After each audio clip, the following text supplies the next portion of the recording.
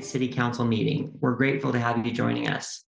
As you probably have seen, we've been holding electronic meetings due to the ongoing practice of social distancing.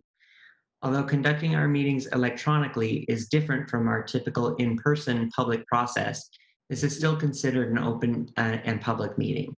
For the work session, we welcome members of the public who may be watching our usual live video feeds on the Council's agenda page, YouTube, SLC TV, or Facebook Live.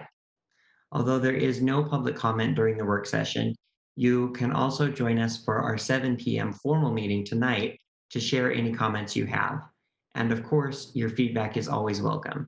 Anyone can reach us by mail at P.O. Box 145476, Salt Lake City, Utah 84114-5476, or by emailing us at council.comments@slcgov.com, or by calling our 24-hour phone comment line. The number for that is 801-535-7654. We will now go on to our work session items. Our first item is the status of local emergencies. And we have joining us, we have Mayor Mendenhall, Lisa Schaefer, the Chief Administrative Officer, Gary Edwards, Director of Salt Lake County Health Department, and Aaron Litvak, Salt Lake City or Salt Lake County Deputy Mayor. Based on the questions that council members have raised, we have coordinated with Salt Lake County Health Director Gary Edwards to attend and answer questions on these 3 specific topics. The first of which is disproportionate COVID impacts to the West Side communities in Salt Lake City, and what efforts we can do to mitigate these disproportionate impacts, and are these places where Salt Lake City could provide assistance to the health department in their efforts. The second is encampment cleanups. What's the status of those and next steps? What is the outreach like to communities of persons without permanent residences? And 3, contract tracers and how other staffing or community outreach needs for the health department are being impacted. Are there ways that council members or community members could get involved to distribute information or help meet our volunteer needs that community organizations have right now? So Aaron Litvak and Director Edwards, if you could speak to those, we would really appreciate it. Thank you.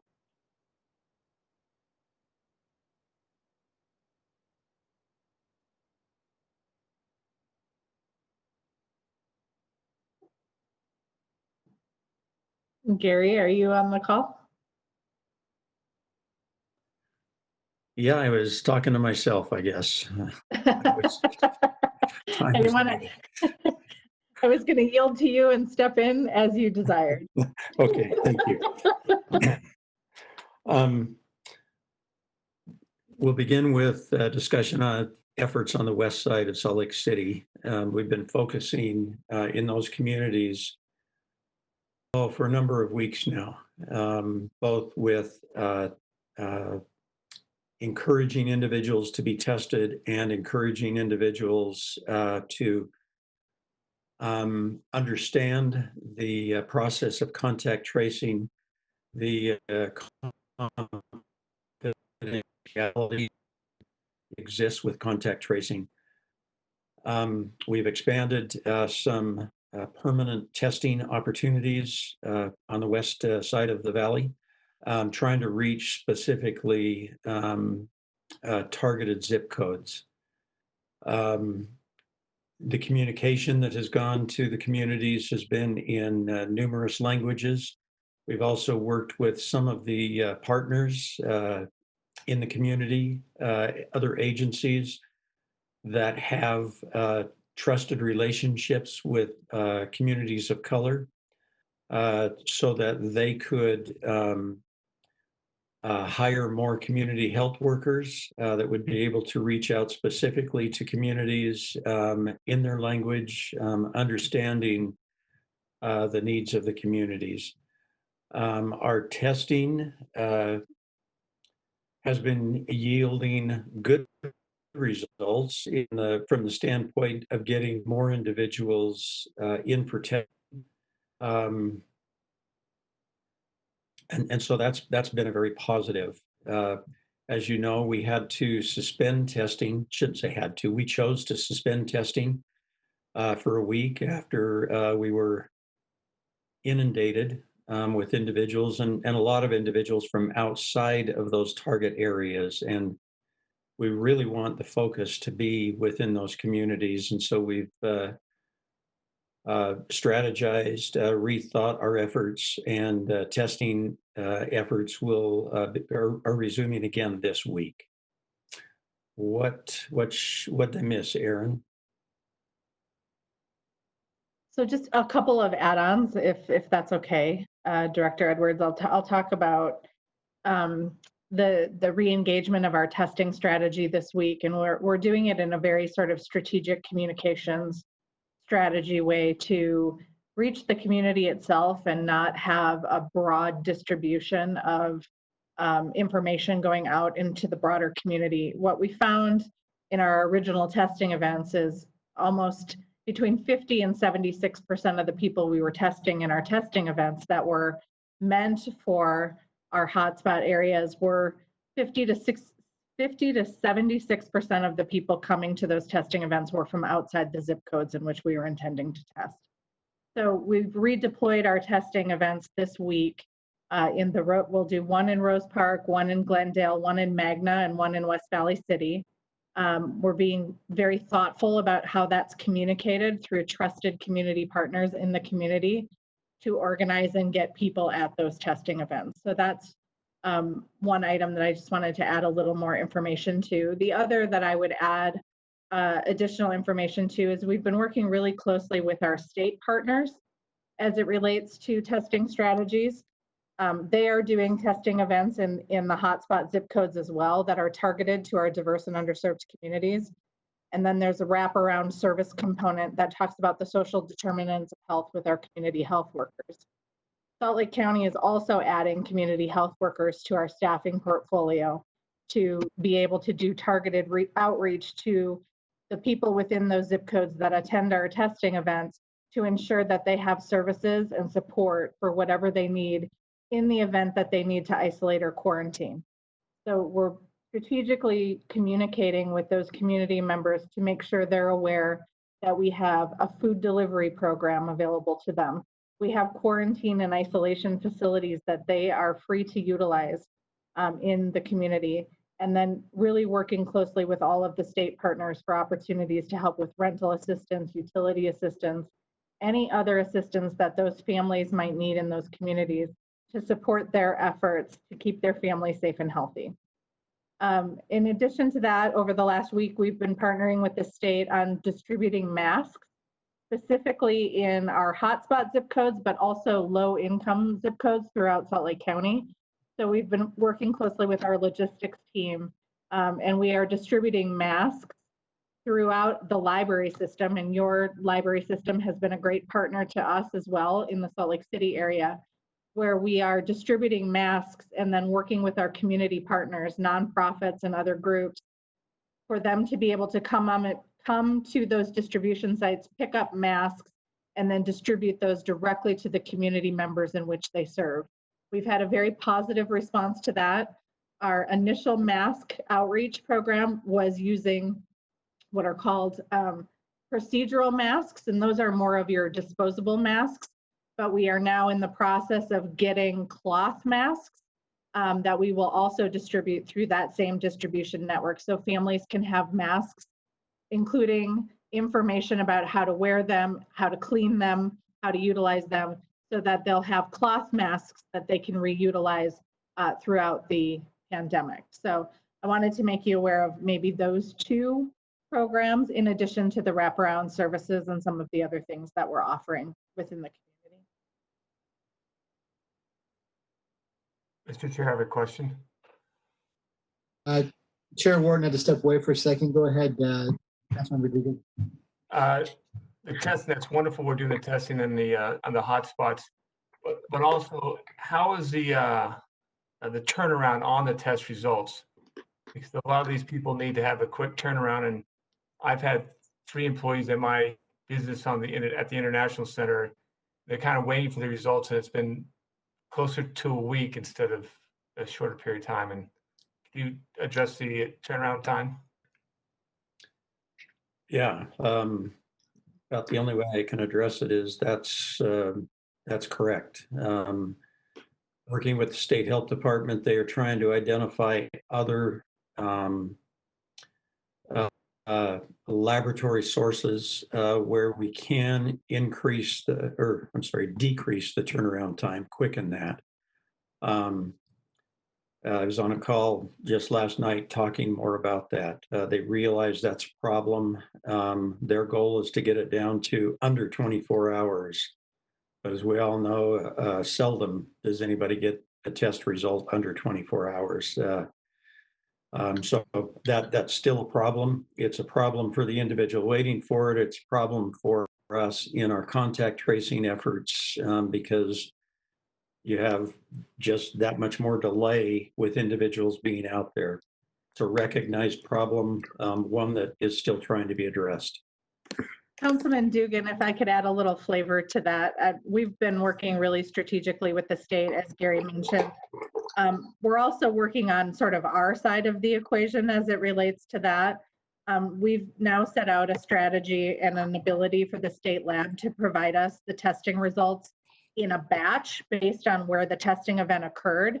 That will allow us a much quicker turnaround to get in touch with those families, because we'll be able to get the results exactly from the testing event that we had, instead of us having to search through the EpiTrax system to look for the individuals that were at that testing event. So we're doing everything in our power to cut down on our timeline for turnaround when we receive the results back as well. So I want to articulate that the state is working on their end in partnering with other labs like ARUP and others to be able to expedite testing so the results come in quicker. But then also on our side, as it relates to when we get that information and then reach out to those individuals in the community, we're doing everything we can to break down the turnaround time there as well. So we're hitting it from 2 different directions, so to speak. Thank you.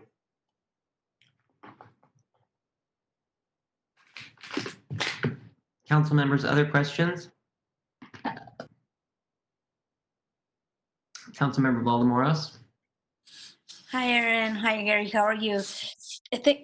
Thank you so much for the information. I'm just thinking, so since the pandemic started, I think the information about wearing masks or any preventative measures, where to me were apparent and on social media, and the county seemed to have like a good grasp in different languages and stuff like that. However, I don't think we were all very successful in preventing, this higher number of having in certain groups and minorities. And then that to me brings a question of what could we have done better, like that we could have prevented this many numbers. And I was wondering if now that you guys are more on the field with the masks and explaining to people how to wear them, how to wash them, or whatever it is that you guys are doing, are you guys collecting some data or some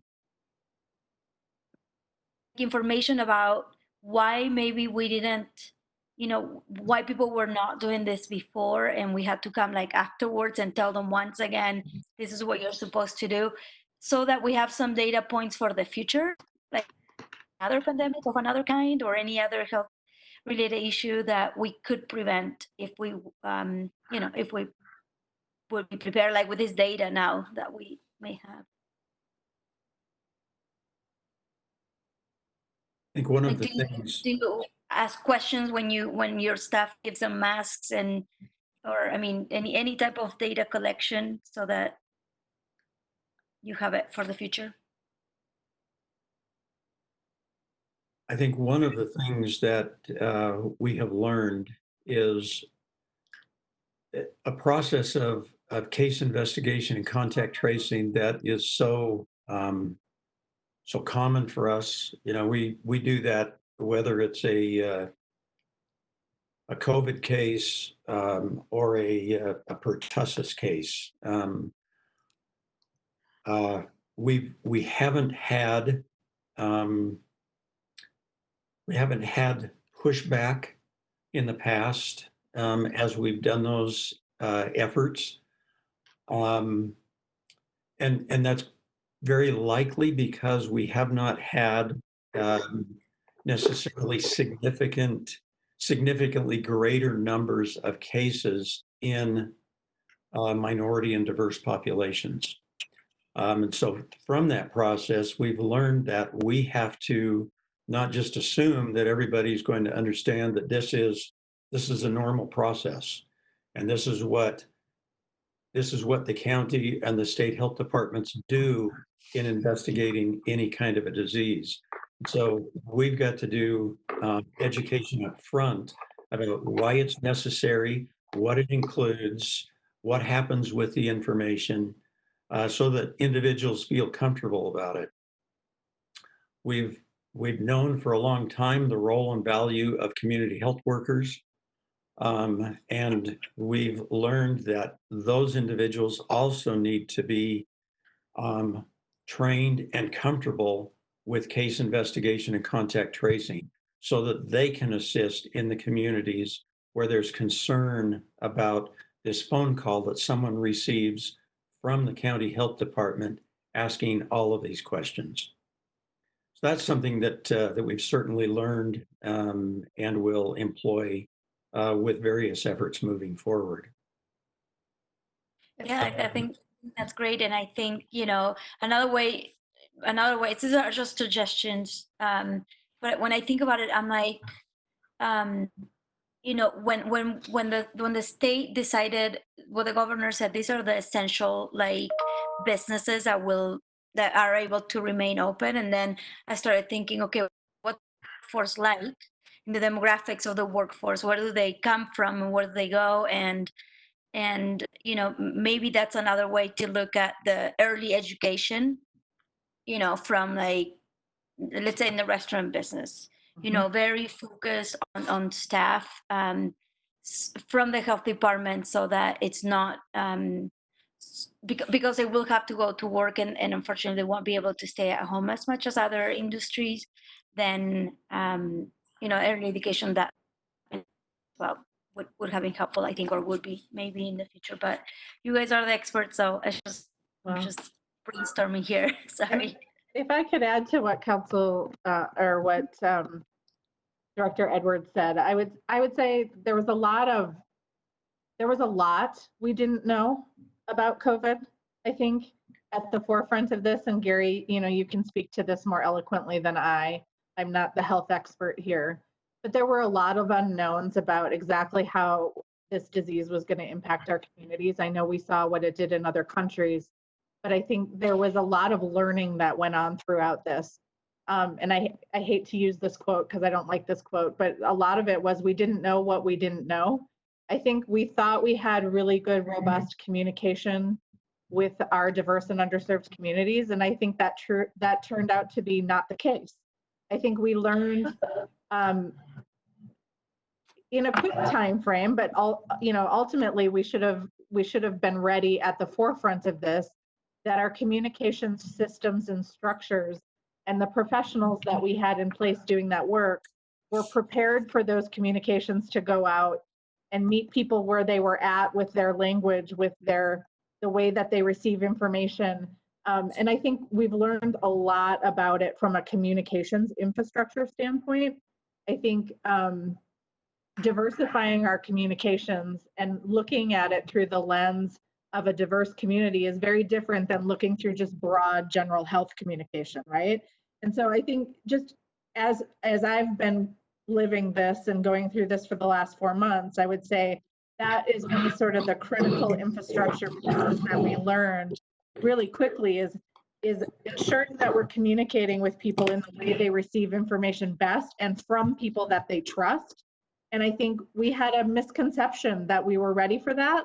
And we had lots of areas to improve. And I think we've done our best to improve and to reach those communities in a better way. But what we take from this and what we learn for this is critical in looking at all emergency responses in the future, no matter what that looks like, that communications infrastructure is there, it's set up, we understand, we have those relationships in place, and we're ready to go at the onset. So I would say that's another huge learning piece that we've had through this process. And throughout it, learning better how to utilize and partner with other agencies, with other elected officials, with the state. There's just, there's been so many lessons learned. So I just wanted to accentuate that one as well, Anna. I think that one's very, very critical to our long-term success. No, yeah, and I think for the next time, if you guys, have all that information and and really grasp what happened, then we'll be better prepared for next time. So I'm hopeful in that sense. I think it's great. Thank you for talking about that. Yeah, of course. Thank you for the question. It's an important one to reflect on. Well, thank you, Deputy Mayor Lidvack and Director Edwards for being here. We really appreciate your time and your expertise and your information on all this. And so thank you. All right, council members, let's move to item number 2 on our agenda, which is an informational, sorry. This is Gary Edwards. I'm sorry that we really didn't get to the other 2 questions. Yeah. Could those get sent to us in writing, and we'll respond to those? Yes. So that you have them. Yes, thank you. That would be great. And I would give you more time, but we're already running a little bit over on our agenda. No, so I've got to go actually also. So thank you. Okay. But yeah, we'd be happy to respond to those if you could send those to us. Great. Absolutely. We'll have Thanks staff for do. having us. Yep. Thank you. Thank you. Bye. Council members, agenda item number 2 is just an informational briefing on Little Cottonwood Canyon environmental impact statement study. And so for that, we have Josh Van Jura from UDOT, Vince Izzo, a consultant project manager, and Bree I'm Binabas. Close. Binabus. Binabus, okay. Binabus from Public Involvement. Sorry about that. Perfect, Chris. Well, thank you for having us. And I know we had originally 10 minutes slated on the agenda. Do you want us to try and catch you up? Or sorry, 20 minutes slated on the agenda. Do you want to have us try and catch you up? What would you like? I would, you guys have 20 minutes, but if you can be faster, we'll take it. Perfect. So we'll shoot for a 10-minute presentation and then questions. How about that? Great. Perfect. Perfect. So let me just hit share here. And then from current slide, can everybody see the study area map? Yes. Perfect. Thank you.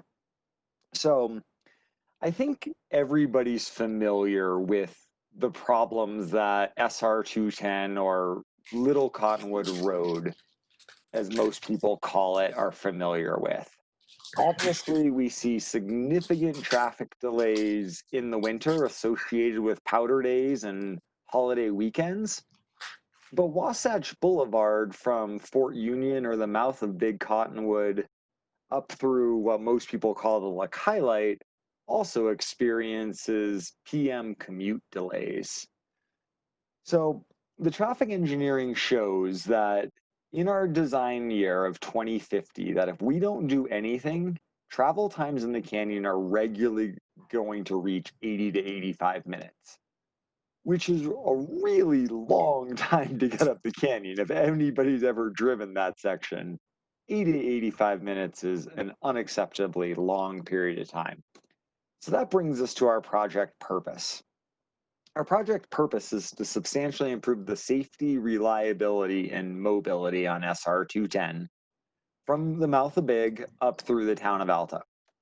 So like I said, Wasatch mobility is primarily a weekday commuter traffic issue, and SR 210 is that busy ski day. Reliability is as UDOT defines it, it's the degree of certainty and predictability. So if it takes you 10 minutes or 30 minutes to get up the canyon, it should always take you 30 minutes to get up the canyon. And then safety, that's very much related to the avalanche risk, but it's also related to the roadside parking that occurs in the canyon.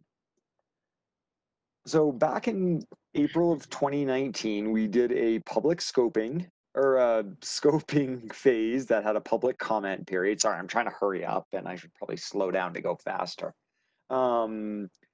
And through that public comment period, we started with 105 initial comments, and we've screened those down to the 3 primary alternatives that meet the purpose and need and made it through our screening criteria.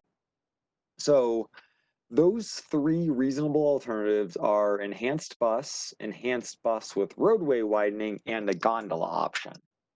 So let's go through those.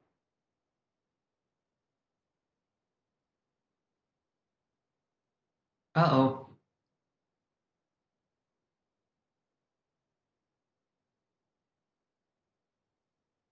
Josh, we lost you.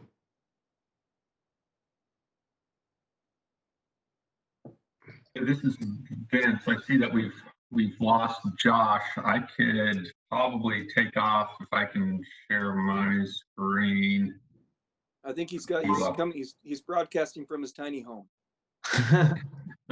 Looks like some cool cabin somewhere. Maybe he doesn't have good internet. Yeah, so I need to. Staff, whoever our staff is that's running the meeting, do we need to give? I was muted my turn. Council Chair, I'm working on getting the presenter role back from Josh, and then I'll pass it off.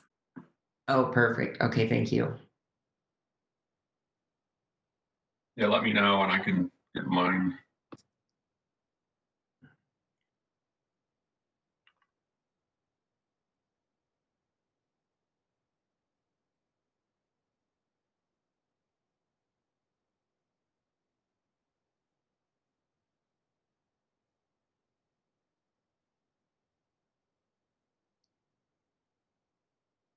Josh, start back.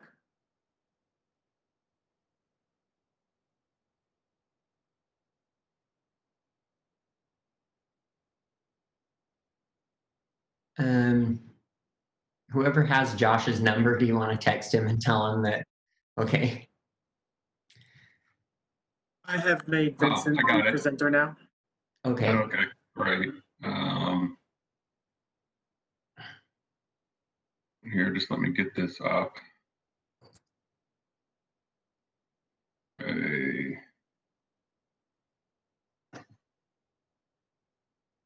All right, one more step. Never that quick. Okay. Great.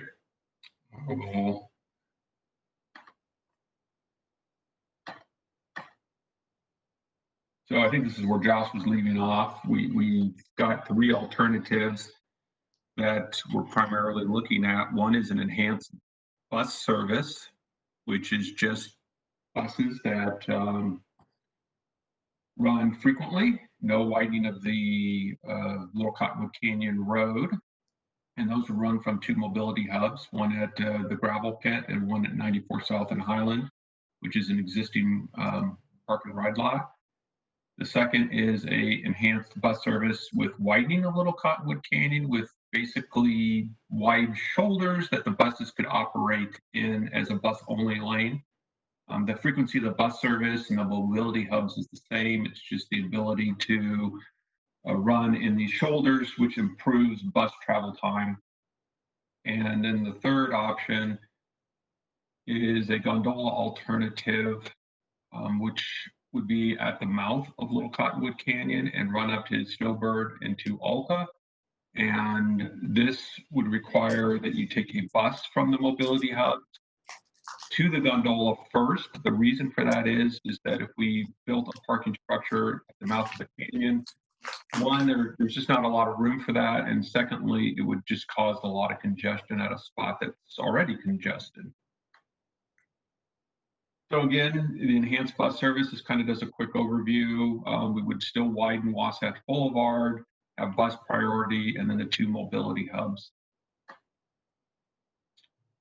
The second width is the same, basically the same alternative with road widening of Little Cottonwood Canyon. And then the third is the gondola. So those are our 3 reasonable alternatives. The travel times associated with those, with the enhanced bus. So if we do nothing, it's about 80 to 85 minutes in 2050, our planning period. If we just have the buses and no widening, it's about 54 minutes per person travel time. With the peak period shoulder lanes, it's 36 minutes. And with the gondola, it's 63 minutes. One of the reasons the gondola is a bit longer is there's 2 transfers, one to the bus to the gondola, and then up. If you look at the cost, they're range from 283 million for just the bus alternative, 393 million for the gondola, and 470 million for the bus and shoulder lanes. And the reason that is a bit higher is that the widening of the road is quite expensive in the canyon. And then the operational and yearly operational maintenance costs are in the far right column, and run anywhere from 9 million to 4.5 million per year. And these are just the components of each of those alternatives. So they all include a mobility hub. They all include a widened Wasatch Boulevard. The 2 bus alternatives also include snow sheds in the canyon. The gondola does not, because if the canyon's closed for avalanche control work, people can just take the gondola. We're also going to look at improving trailhead parking in the canyon. As you know, on busy summer days, it becomes pretty congested. And we're also looking at possibly eliminating winter roadside service or winter roadside parking up at the ski resorts during the winter, as it creates issues with snowplow removal and pedestrians in the street. I'm just going to go over this real fast because I know we're time constrained. This just shows the 2 different options for Wasatch Boulevard. One is a 5-lane and the other is an imbalanced lane, 2 southbound lanes and 1 northbound lanes. The cost ranges anywhere from 72 to 76 million. And that shows just a more detailed picture. A Wasatch Boulevard would also include bus priority lanes, so that when you come up to an intersection, buses would have priority to get through the intersection versus vehicles to help speed up that bus travel time. This just goes over the mobility hubs. We looked at a lot of different options, but we ended up at the gravel pit and also one at 94 South Highland. A lot of the other locations, like existing parking lots and things, we basically need these mobility hubs operational when there's a lot of skiers in the canyon, which also include periods when a lot of the existing parking lots are being used. So we ended up on these 2 locations. And basically, in short, the gravel pit, we'd be looking at 31 million, and 94 South and Highland, 20 million to build the structures. We need a total of about 2,500 parking stalls, similar to what the Salt Lake City Airport has just built.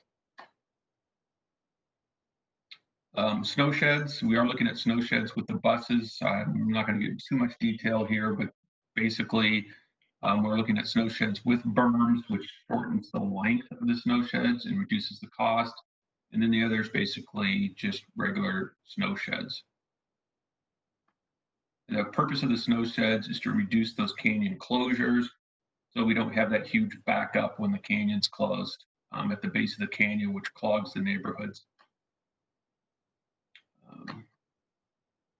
And this shows that up in 2050, we could have up to 56 hours of closure per year. And with the alternatives, we could have somewhere between 10 and 11 hours of closure per year. So a substantial drop. The snow sheds would also improve the safety of the road. Trailhead parking, we are looking at improving trailhead parking as well. basically removing on-road parking, which conflicts with bicyclists that use the road, pushes them into the travel lane. And if people accessing the trails are parking in the roadway, it just is dangerous for them to walk along the road to get access. So we're looking at eliminating parking and improving the trailheads. These include water quality buffers, as well as restroom facilities, so that we can help mitigate any kind of substantial water quality concerns. We're also looking at adding these improvements and eliminating all parking in the lower canyon. And also another option that was brought forward, which is don't improve any of the trailhead parking and eliminate all parking in the canyon, on the road parking. And this just kind of shows pictures of what the improvements would look like. And then the final is, again, there's about 900 parking spots along the road in the canyon. Some of those are private, associated with businesses, but we're looking to eliminate about 230 parking spaces to help improve operations and get people from parking on the roadside. It makes sense. I mean, if we're going to provide a transit option that has substantial valley parking, that there'd be plenty of places for people to park and take transit. We're also looking at, in order to get people to use transit, we have to incentivize that use. So we are looking at tolling during busy winter periods as an option, so that, we could say a dollar number, and people would say that's too expensive. They're willing to take transit, which would be incentivized, lower prices, so that it makes it more enjoyable for people to use. And then the other is potentially restricting certain vehicles, like single occupant vehicles, from the canyon. Our goal with the transit alternatives is to reduce the number of vehicles in the canyon by 30% and get those people to use transit. We also understand low income concerns with a toll, and that's why we would be providing those transit options at a low cost for those people that want to go to the resorts. We're also only looking at tolling the very upper parts of the canyon at the ski resorts that are served by transit. And so the lower portion of the canyon wouldn't be tolled for those people that would, low-income individuals that want to recreate in the lower part of the canyon. Our current schedule right now, we're in the alternative development and refinement stage. The comment period ends on July the 10th, which is Friday. From there, we're going to be working on the draft EIS, which will be released in the spring of 2021, or 45-day comment period, and then the final EIS and decision at the end of next year. And this just tells people where they could provide comments on our website. We've already held the virtual public meetings and a public meeting. And we did receive comments from Salt Lake City late yesterday. We haven't had time to review those. So with that, any questions? Council members, does anyone have any questions for UDOT? Mr. Chair, I have a question. Councilmember Dugan. On the gondola, I did the survey a couple weeks ago. Thank you very much. This is awesome discussion here. The question I have is on the gondola. Is that going to be year round, or is it the summertime going to have limited service? So right now we only needed. Oh, go ahead, Vince. Go ahead. Oh, Josh, if you're back on, go ahead, please. I want to apologize to everybody. I actually foresaw the blue screen of death coming, which is why Vince was ready. My computer, PowerPoint, and WebEx have not been playing well together. So that's why he was queued up. So to answer your question, so the goal of the purpose of the project doesn't dictate running the gondola in the summer. So those O&M costs only reflect winter service. That being said, we recognize that the gondola may have significant tourism value, and there may be a desire to run it. So at this point, We weren't originally planning to evaluate summer usage of the gondola. However, we're asking for public input as to whether we should analyze it for summer usage, and if so, what limitations or restrictions should be included in that analysis. So great question. Thank you. And that, I guess that would be the same thing with the enhanced bus. The buses service would be only the winter side of the house. It wouldn't be running as frequently during the summer, of course. So we aren't looking at running the buses in summer because again, they don't have that same tourism value. Right. It really is. Buses would be a capacity or not a capacity. Sorry, just getting more people up the canyon. But because we don't see those peak flows in summer, there's really no need to analyze bus service in summer. The differentiators at tourism value. Right. Okay. And my third question was on those big powder days and when the canyon is closed, going from the gravel pit to the gondola, the buses have their own lane so that because, we all know the traffic backs up all the way back to almost to the Little Cottonwood Canyon or Big Cottonwood Canyon or Bengal. Are the buses delayed so that you have the reliability to get to that gondola every 5 minutes? Or 2 minutes? So under the gondola option, there is under the Wasatch widening. There is no widening between that section. Vince, jump in here if I'm going astray, but there's no additional widening between the Lakai High T and the mouth. So it's a gondola. Yeah, because you have the problem then because the gondola is running every 2 minutes or 4 minutes, and then you're on the bus and you can't get to the gondola, so you're just as stuck on a bus, right? And that's one of the issues that has been brought up is, potentially traffic needs to keep moving. And, it needs to keep moving, honestly, so side streets aren't blocked and residents aren't backed up in their own driveway. But again, we need enforcement for help with that, right? Okay. That's a good question. I want to add too that technically the cars, if they're stopped there, are supposed to pull off to the side of the road, which would leave the lane open for the bus. So that would be the enforcement that we would have to ensure is occurring. Right. Okay, thanks. Council members, other questions? I think I had a question. Yes, sir. Thank you, Chair.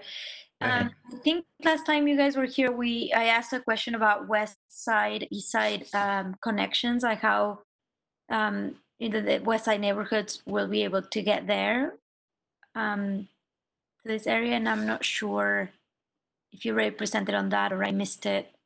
No, so we again in the study area really is from the mouth of Big Cottonwood up through the town of Alta. So we're not looking at trying to figure out valley service, right? The study area really is the canyon. So that's outside of the scope of this project. Okay. All right. Thank you. Any other questions? Yeah, quick one. On the operating and maintenance cost, why is the enhanced bus with the roadway widening almost $3 million less than? So that is a great question. And it really comes down to, because we talked about, or Vince talked about while I was rebooting, there would be 24 bus departures per hour. But if you look at the cycle time combined with, 5 minutes to load the bus, 5 minutes to unload the bus, because the cycle time is longer, it actually takes more physical buses and drivers of those buses to get 24 bus departures per hour, if that makes sense. Got it. Thank you. Okay, well, thank you so much, Josh and Vincent and Brianna for joining us today. We really appreciate the information and thank you. Stay safe. Absolutely. And again, please remind everybody to provide comments at the website. They can call them in, they can email, they can put a letter or a stamp on an envelope. Perfect. Comments are key, so thank you. Thank you so much. And I apologize again. Sorry. Oh, don't worry about it. It's happened to, I think, all of us at this point. So, okay, we will move on to our next agenda item, item number 3, racial equity in policing discussion. And for that briefing, we have Lehua Weaver from the City Council Associate Deputy Director, Ben Ludke, Policy Analyst, Allison Rowland, Policy Analyst, Kira Luke, Policy Analyst. I'm going to start by having Lehua review a list of items that staff is tracking based on council members' discussions during the budget process and since final adoption. Then after that, if we could have, if someone's available from the administration, to just talk really briefly about the status of the Race and Equity in Policing Commission and their first meeting. And then Ben is going to address the financial audit and next steps, and Kira will review anything else in the packet. Great, thank you, Council Chair and Council members. We're excited as staff for the opportunity to bring back the next steps for racial equity in our city. I know that council members had a lot of items that were raised during the budget, both in discussions and comments from the public, and then also through your budget adoption. And so staff has been taking all of those comments from discussions and your budget actions and moving ahead on the various items. One of the things that we've tried to do is to come up with a full list of the items that you asked for us to make progress on, or for things that you expected would be moving ahead this year. And the chair and vice chair asked if we could start this briefing today by running through that list of all of those projects. 3 of the projects are, actually many of the projects are moving ahead fairly quickly, but 3 of them, as the council chair mentioned, we have as specific updates for you today. As we run through the list of projects, I wanted to also start by mentioning that this Friday we'll be holding a Facebook Live Ask Me Anything, or AMA. That will be this Friday at noon, and we'll be getting information out about that either later this evening or tomorrow as soon as possible, so that the public can send in their questions. Right now, according to check-ins with council members, it looks like Councilmember Wharton and Councilmember Valdemoros will be participating and be fielding the questions from the public. And we would love to have any other just one other council member join if anyone's schedule allows. You could just let staff know, either Bridget or myself. So with that, I'll just run through this list of the projects and with a quick update on each of them. Mr. Chair. Yes, Councilmember Fowler. Sorry, Lehu, I didn't mean to interrupt, but I'm available on Friday. At noon? Perfect, okay, and we'll wrap you into that. We'll have a script and a run of show, as Bridget calls it, so that, and we'll be sharing that with council members tomorrow and get all the pieces together. Cool. So on the list of projects that staff has tracked from your budget discussions and other discussions and public feedback, we have first the financial audit, which is to perform a detailed review of the police department budget. And that is, as Ben will talk about a little bit more, in the drafting stages. We've reached out to the various consultants we have on contract just to make initial contact with them. And we'll be following up with a detailed scope. And Ben will talk more about that in a little bit. Also, as many of you know, the Commission on Racial Equity in Policing is moving ahead. The Core Council has convened, and they will be meeting weekly. Allison and the administration will talk a little bit more about that, as well as the council chair mentioned. And then our staff Council staff is also attending just to offer support in whatever way that we can and follow the administration's lead on that. The next project that we have on the list, number 3, is coordinating some internal staff training on implicit bias. We've had a consultant come in and do 1 round of training with staff during our staff meeting, and we have more to come on that. The project number 4 is gathering research on what other organizations and communities are doing to address implicit bias and racism in their cities, and with a focus on budget. And that is partly what, or mostly what, Kira will be going over today in terms of the research that staff has already started compiling on that. We expect that probably the council will go through that information and the information we continue gathering and identify any of those items that you want to be sure we're considering here in Salt Lake City.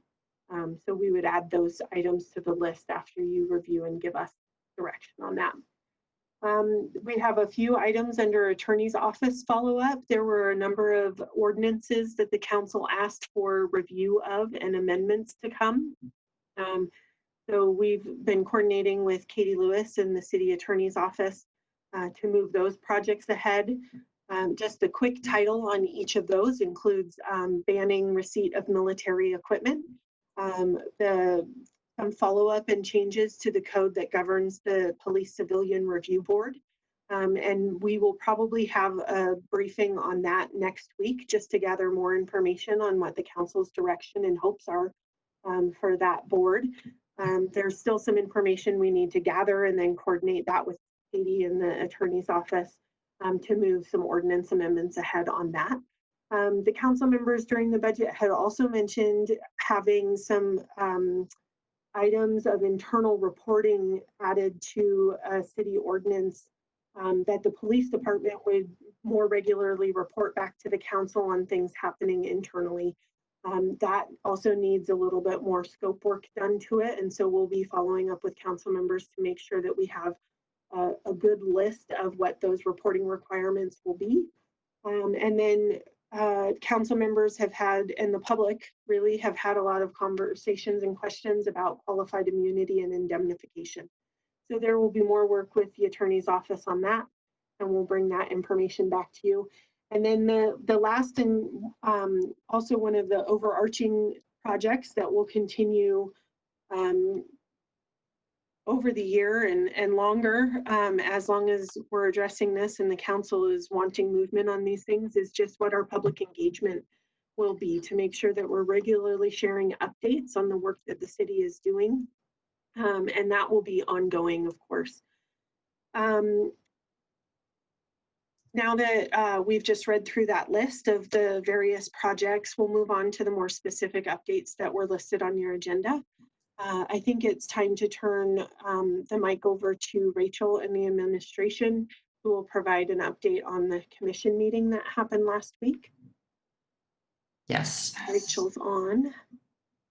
Oh, I don't think Rachel is joining us. She oh, she's on vacation. Yeah, she is on vacation for, I think, the first full day off since being appointed chief of staff. So we'll pass it to, if Lisa's available. Hi, I am here, and the mayor is having a little bit of difficulty getting on. I think Bobby's reaching out to her right now, and I don't have a good update, but I'm wondering if David Litvak might be able to help us if he's on. David, are you there? I am, Lisa. Can you hear me okay? I'm just... Yeah. Councilmember Wharton, I apologize. I didn't hear the question. Could you repeat the question? It was just that if the administration wants to give a brief update on the commission and their meeting. Absolutely. Happy to. Thank you for the opportunity. So a couple quick updates, and I apologize if I'm repetitive anyway to what Lahua was saying. Start back for just a quick sec from the commission meeting. The RFP for the facilitator for the commission was posted last Tuesday evening. It will be open for 2 weeks, which is Wednesday the 15th. I believe at 10 a.m. it closes. So last commission meeting, the first commission meeting, we did request 3 members of the commission to serve on the selection committee, along with someone from the administration, someone from the council. Is going to be Mayor Mendenhall and Council Member Valdemoros will serve along with 3 members of the commission, Moises Prosperos, Darlene McDonald, and Verona, whose last name I just I have written down, Sagato Mauga. They will serve on the selection committee for the facilitator. Part of the discussion last week was also building out the commission. This core group of 6 individuals will serve as the leadership of the commission. They have decided that they prefer working together as a leadership group rather than selecting a chair or co-chair. The goal in selecting additional members is, in terms of numbers, is to try and hold it to 15 to 20, not get too large, but have good representation of the community, both our diverse communities as well as different expertise and engagement. And so this coming Thursday, the primary focus of the meeting, I should say, I'm sorry, Councilmember Wharton, the group has decided for now to meet weekly, while this core group of 6 to meet weekly while they're building up the commission and the work of the commission. This coming Thursday, the primary focus of this meeting will be on additional commission members. Great, thank you. Very helpful. And I'm sorry to the mayor if she's listening. I know she's trying to get in. Bobby, she might be reaching out to you to try to get in, or Cindy Lou, if Cindy Lou is on. I don't know. Council Chair, we are currently working with the mayor to try to address your issues. Okay, great. Thank you. Councilmember Valdemoros, go ahead.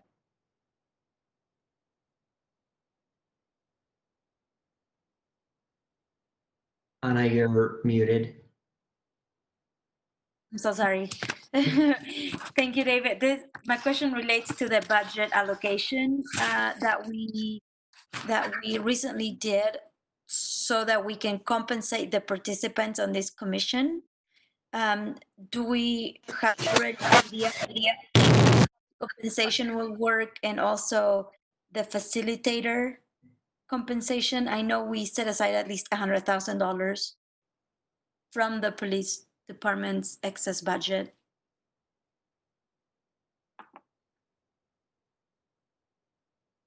Can you come in a little bit on that? Oh, sorry.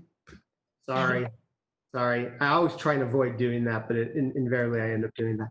I am not aware of the process for the compensation or how that's going to work with the commissioners.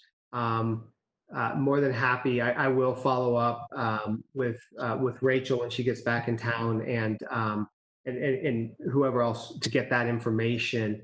As you are correct, the council set aside $100,000 for the commission to cover expenses such as compensating commissioners.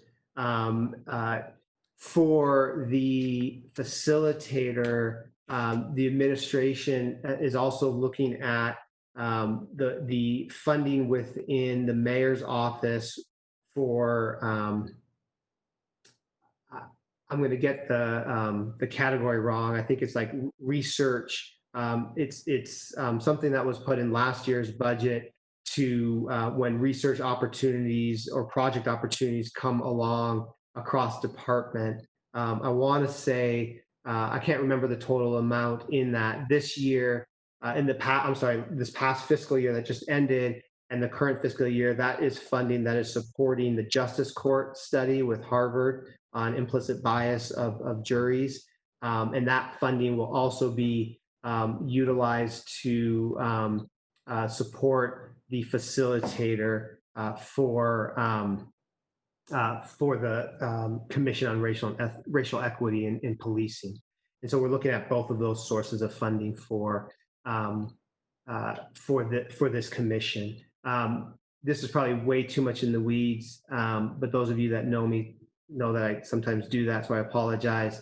On the RFP itself, we chose not to list the funding available for the commission, as we just wanted the potential facilitators based on the scope and the timeline that was provided in the RFP, to give us their best estimate on what it would cost from their perspective, which will be a part of the evaluation process. And just on the $100,000 appropriation, our staff sent the administration a question just today asking if there was an update on a proposal for that amount. We know that things are kind of moving in parallel right now, and so we sent that question with the understanding that they probably didn't have an answer quite this second, but we do have a budget amendment that will be coming before the council in the next week. That is an opportunity for the council to essentially free up that money. So we'll be keeping that conversation sort of on the front burner to make sure that we can act quickly when and if the administration has a proposal. Great. Well, we'll start working on something for that, on the proposal for that. Thank you. Any other questions on that item, council members? Okay, so let's go to the part of the discussion that I think Allison was going to lead us through, and about, oh, sorry, I don't know if it's Allison or Ben. It'll actually be Ben. It'll be Ben to go over the financial audit. Yes, okay. Go ahead, Ben. I've got a quick update on the timeline for the financial audit. When it was previously discussed, we will do the audit this year. So I have some more specific dates. At the end of last month, staff sent notice to the auditing firms that are on contract with the council office to give them a heads up that this is something the council is interested in, and the specific scope of work will be coming soon. Right now, we have a draft scope of work that is being developed, and we hope by next week that the updated scope of work will be ready to publicly share and receive feedback on. We have a goal of mid-July to send the scope to the auditing firms, and we're going to request by the end of July that they respond with their proposals of how they would implement the scope, as well as the costs. We want to select a firm in early August, an interim update to the council in September, and then the final report in November. And the results of the audit will inform the council's zero-based budgeting exercise, rebuilding the police department budget from zero. And depending on the information we get and everyone's schedules, that could be done by the end of the year. And the primary focus of the audit is the financials, but based on feedback from council members, we also are including some operational items in the audit. There's been interest in looking at the disciplinary system, the internal affairs process, as well as some mental health services. So that's the quick update on the timeline. As I said, next week, we hope to have a draft to share publicly. A draft, sorry, Mr. Chair, may I ask the question? Yeah, go ahead. And sorry if I missed this, but a draft of the scope that we will be sending out, is that correct?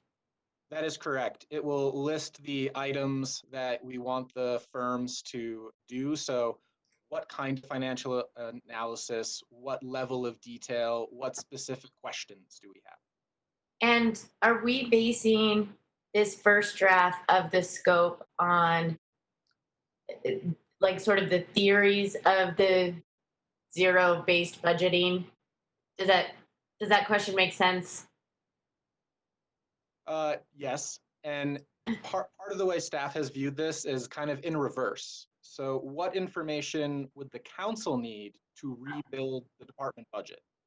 And there's a couple ways you can slice it. One of them is looking at the line items, and there are different levels of line item, but more granular to say, what are the descriptions and the names of the current line items? They're called object codes in financial speak. What are the names and descriptions? And are those accurate representations of what those funds are actually spent on? In my experience, they often are, but sometimes they're not. Another way to look at it is what are the components of the budget that fulfill a certain operational function? And how do you scale up or scale down those components? And kind of a simple way to think about that would be to have a patrol in police, you need a sergeant, that commander, and then several sworn officers underneath them. And that could be one operational component that can be scaled up or scaled down to a desired level. Does that help? Great.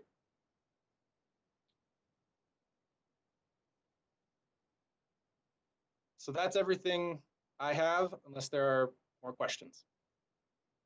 No, I think we can start going through the other parts of the packet. Kira, do you want to lead us through that? All right. So this is following up on the council's request that staff return with research on what other cities are doing to work towards racial equity and justice. And for context, this is less at this point, let's build the menu for our restaurant, and more, let's look at all kinds of menus from different restaurants and decide what kind of restaurant we're going to be. That helps as an analogy. Yes. So staff started gathering policy and advocacy suggestions from pretty much every organization and news article we could get our hands on. That list is approaching, the big super list is approaching 300 possibilities along a big spectrum, from actions that Salt Lake City has already been taking for years to full abolition of the concept of policing as we know it.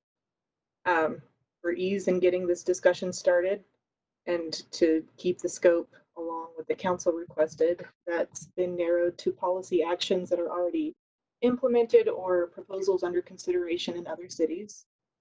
The staff report gives an overview sampling of those actions, and the attachment that we're looking at includes more information and some legislation at a state level in some other states as well.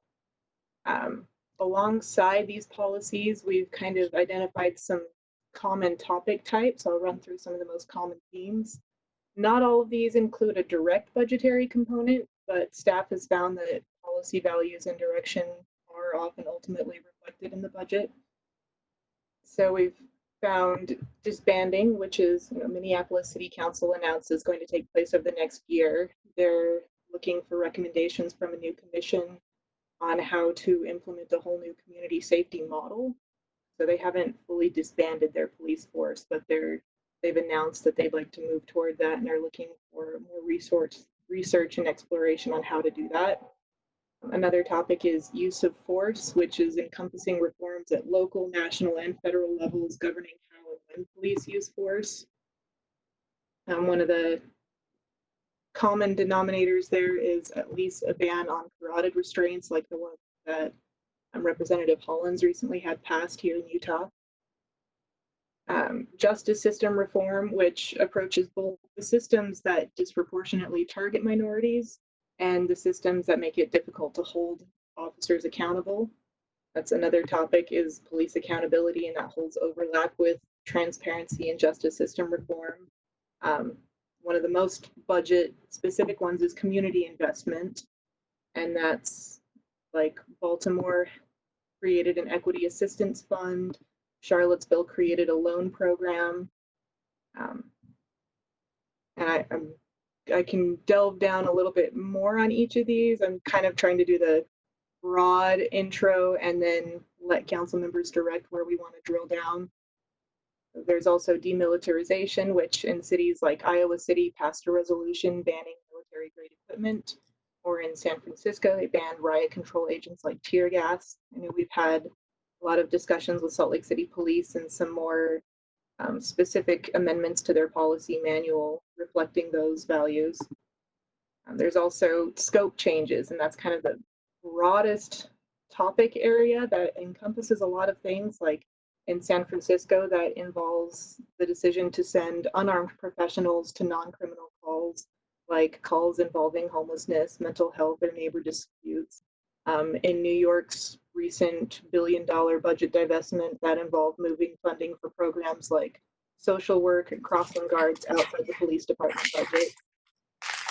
A lot of these have overlaps, and there's in each category a full spectrum from reform to abolition.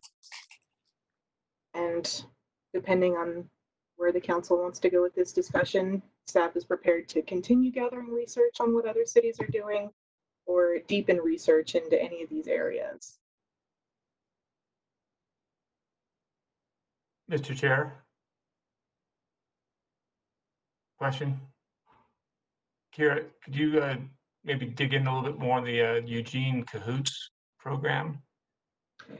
Yeah, that's actually a program that's been around since 1989.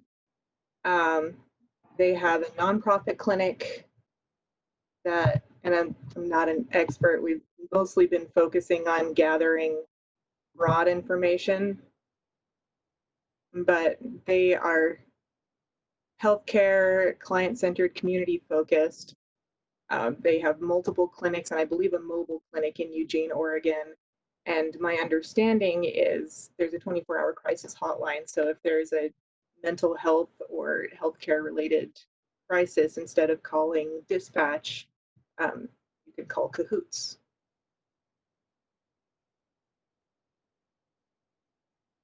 So I guess you're mute, Chris. Chris, you're mute. Oh, was I muted? Yes. Oh, I'm sorry. So Councilmember Dugan, go ahead and finish your question, and then Councilmember Milano. Oh, I was just finishing. I was just saying that I'm not sure where we go from there, but it'd be nice to have maybe a little bit more information on that or a little research on that to see how well that would possibly work in a city of our size and diversity of our size. New York City also has a mobile dispatch program targeted towards mental health. So that would be a good spectrum, and staff can explore both of those farther because we've got kind of a city much larger than us and a city, I believe, smaller than us. So if we can bring back more research on that. Thank you. Councilmember Mono and then Councilmember Rogers. Thanks. Yeah, just a couple other cities that I'd heard talk about, I think, in our meetings, but also in the news. But I'm wondering if we did research on Camden, New Jersey, and Sunnyvale, California. Do we have information on what those programs were and how they looked and how that may or may not be applicable to Salt Lake? Not included in this.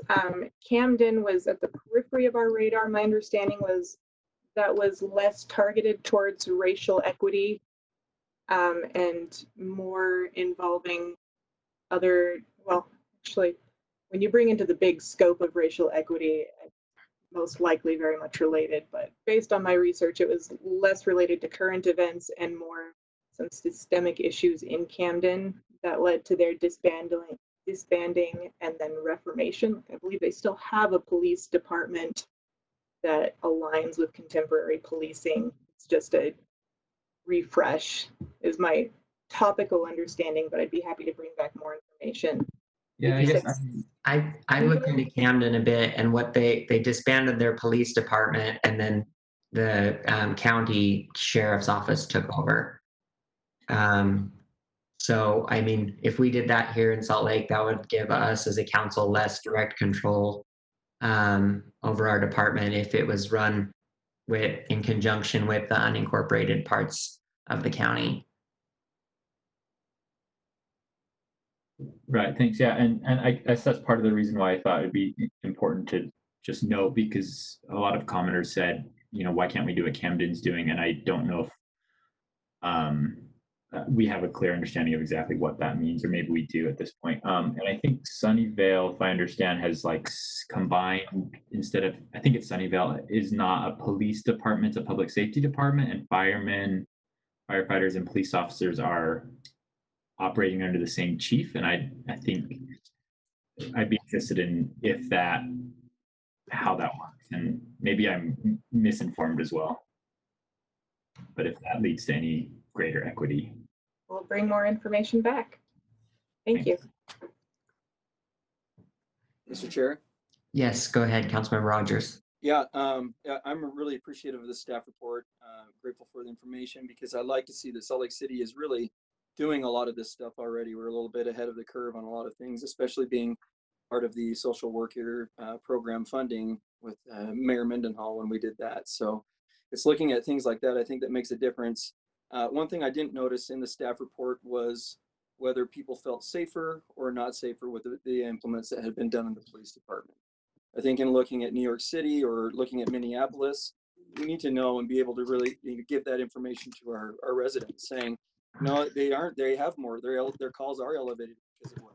That's something that we've got to look at. But as we're going to look at making these decisions, whether it's to fund the police or to look at all these different scenarios, we've got to look at the pros and cons. And I don't think that the cons have been addressed yet, because I don't think we've seen them yet. I don't think that we've had that opportunity. There hasn't been enough data yet. But if you look at Minneapolis, the council members going out and hiring themselves private security to be safe, that's really an issue. That's an issue for the residents of that city. It's an issue for the council members as well. So I don't want to throw the baby out with the bathwater. I want us to be able to make some good judgment calls in doing this, but not without the data to back it up. Yeah, I appreciate you raising, Councilmember Rogers, the perception of safety. And I would be interested to see, as these programs in other cities go forward, what do they do to inform the residents who maybe are, who feel content with the current system, and explaining to them how this isn't going to place that. I think that a lot of people have the perception, or maybe misperception is the better word, that this will put them at risk. And how do we inform the residents who have that fear and bring them on board, and show them that we're trying to create a system that doesn't take safety from one and put safety towards another, but raises safety for everyone. Councilmember Valdemoros. Thank you. I love the staff report as well. Like, it's very informational, and I think there's a lot of things that we can choose from, like that I would like to see implemented in Salt Lake City. But as part of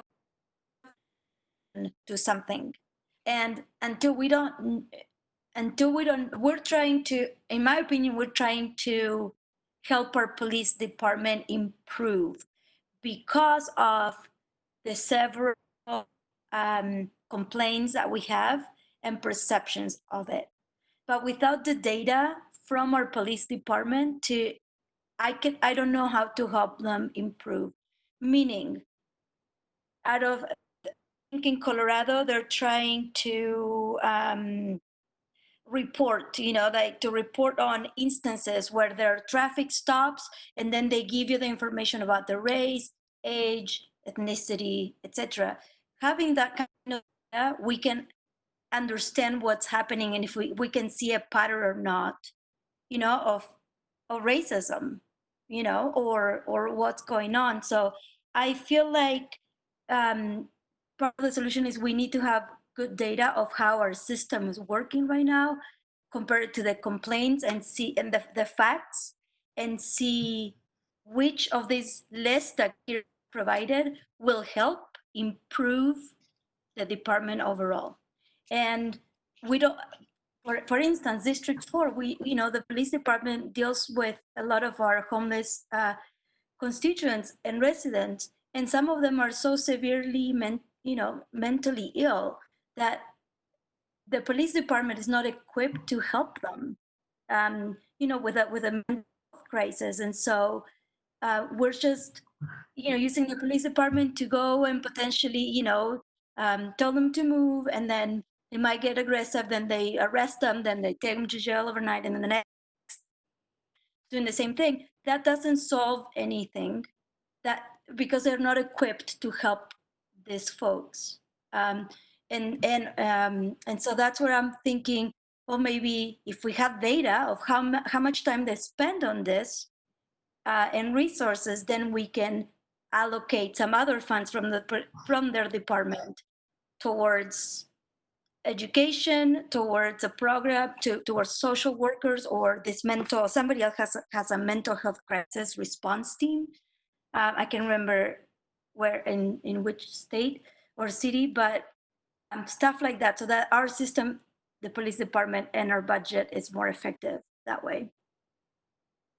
Councilmember Fowler.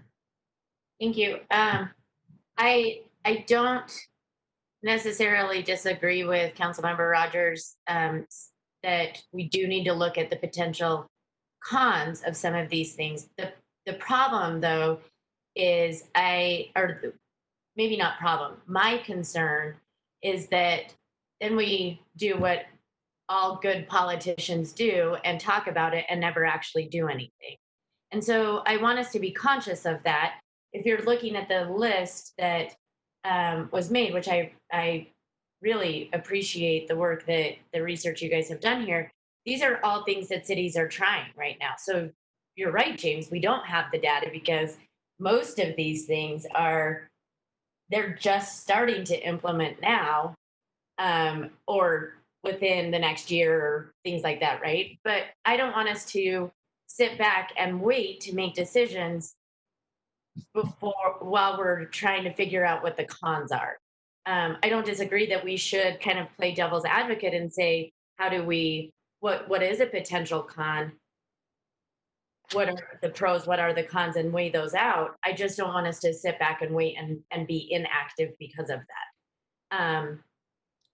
And I'm hoping that we can do this through the information with the commission, with the actual information that we're getting from the budget audit, and information from the community, reaching out to some of the, I would encourage that if there's something particular from one of these cities that a council member is interested in, I'm very involved in the National League of Cities, and we can set up meetings with council members from these cities pretty quickly through the National League.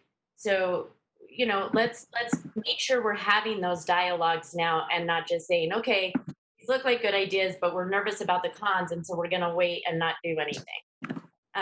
That's my only concern there. And that's not to say I'm disagreeing, right? I think we do need to look at it.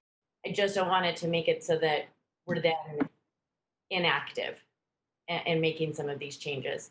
I also think that, to Anna's point, and I brought this up earlier in the budget, we need to be looking at the budgets of not just the police department, but our attorney's office. Oh, Katie, don't get scared. I don't mean it that way. But what are we doing with Salt Lake City prosecutors? From an attorney's perspective, and I said this at a meeting with Sim, I don't think attorneys help reduce recidivism. We just don't. And I've been in the criminal justice system now for 7 years, and we're not seeing that. But what helps is a preventative nature. What helps as a social worker, what helps is making sure that we're getting people the resources that they need. And so another thing that I believe we need to be looking at is what are we doing in our justice court and what are we doing with the Salt Lake City prosecutors and the budget there? And is there a chance for us to reallocate some of that money to social workers, to looking at some of these programs that we know work, right? I love my profession, but I certainly don't help people stop committing crimes.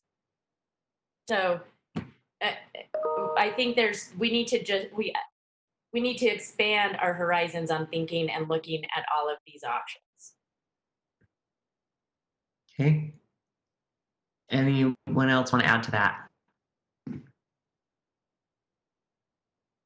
Councilmember Dugan. Well, I guess I'm not sure if I'm adding to that because I think Councilmember Fowler hit a lot of things on the head there, and that was very good. One thing is about the social worker side and the school resources. I know someone did some work with the school resources and changing from police to social workers in the schools. How do we go about that? Because I know the budget, school budget's not ours, but the resource officers, I think they're ours. So how do we work that? Thanks for asking that. I asked staff about this earlier because my school board member raised the issue with me. But so there are police officers and we share part of the expense for that. So we contribute part and they contribute part. The feedback I got from my school board representative was that they weren't sure whether the school board would want to eliminate all of the resource officers, but that there had been discussions about reducing them in favor of, as Councilmember Dugan was saying, more counselors or social workers and things like that. So yeah, I'd just like to dig a little bit more into that because I think that's a good place to change the responsibility of a police officer. Yeah.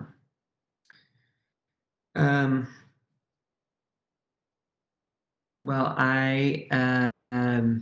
I'm hopeful too that with this commission that part of what they will do is help us with the pro and con analysis, and hopefully they'll be able to when they come forward to us with suggestions, be able to make it so that we feel like we have enough information that we can move forward without and hopefully I think between the commission and the community, the residents will hold our feet to the fire so that we don't end up in just analysis paralysis or something. Okay, any other questions on this item? Okay, great. Let's move along to item number 4, which is an ordinance or a petition for an ordinance for the Cummings subdivision alley vacation. And with us for this briefing, we have Brian Fulmer from the City Council, and Nanette Larson, Principal Planner, and John Anderson, Planning Manager. Good afternoon. This is for, as you mentioned, an alley vacation. It's approximately 15 feet by 32 feet, and it's located between 900 South and Genesee Avenue, and between 700 West and 800 West in District 2. The little segment is adjacent to a larger alley segment vacated by the council back in 1993. The applicant owns all the surrounding parcels and would like to close this segment as part of a mixed-use development they are proposing. And the applicant is also available to address the council if you would like. And with that, I will turn it over to Nanette. Thank you, Brian. I am just going to share my screen. Oh, there we go. Okay, so I'll just give you a brief overview of the proposed alley vacation. The petition was submitted by West End LLC, and they also own the adjacent properties to the alley. The alley is mid-block between Genesee Avenue and 900 South and runs east-west. It was created by the Cummings subdivision when the block was first subdivided and developed. Originally, the alley ran the entire width of the block, but was partially vacated in 1993. This partial vacation included the majority of the east side of the alley, but a remaining 32 feet along the portion, the west portion, was left to the public. The proposed portion of the alley proposed to be vacated measures approximately 32 feet by 15 feet. The adjacent properties to the subject alley are also vacant. The other alleys, which on the block face, which run north, south, and east-west, will remain open and in use to neighboring properties. Next slide. The alley vacation would facilitate a proposed redevelopment project West End LLC is proposing with funding by Salt Lake City's redevelopment agency. Staff has found that the petition for the alley vacation meets the standards and criteria in Title 21A and recommends that the City Council follow the recommendation of the Planning Commission to approve the Cummings subdivision alley vacation with the condition that the public utility easement is recorded at the time with the county at the time that the alley is deeded to the surrounding property owners. And I believe the applicant also wanted to speak on this alley vacation as well. Okay.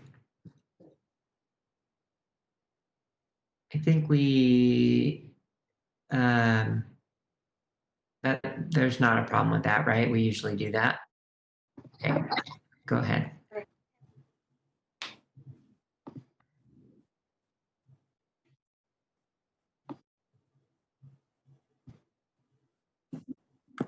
Should be a panelist now, Council Chair. Oh, okay. Do we have the applicant there?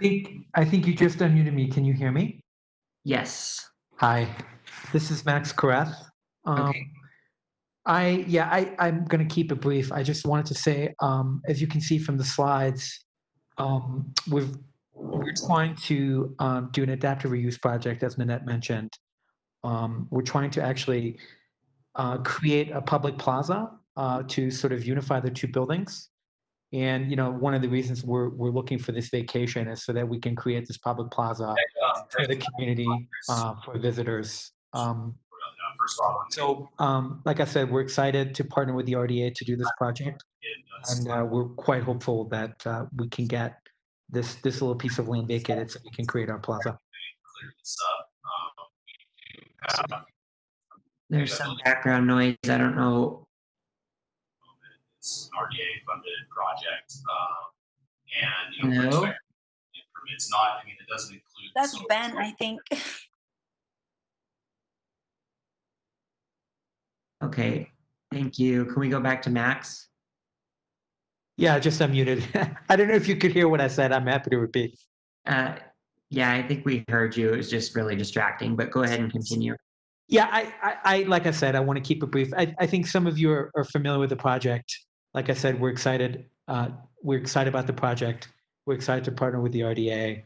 We're hoping to get this vacation through just because it would be great to unify the two buildings that I personally think are really special and really add to the character of the neighborhood, and to create the public plaza so we can, bring people to the alley, we can activate the alley, and we can create a sort of pedestrian sort of, public plaza so people can hang out there and do stuff. All right.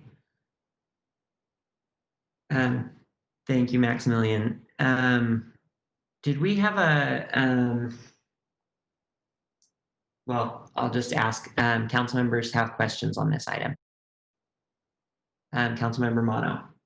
Yeah, thanks. As much as I hate giving away alleys, I think actually I'm really excited about this one because to me, from the plans, the proposal seems like it's actually going to use an alley in a really innovative way that I've never seen before. The alley to the west will become, from what I understand, the access to the developments.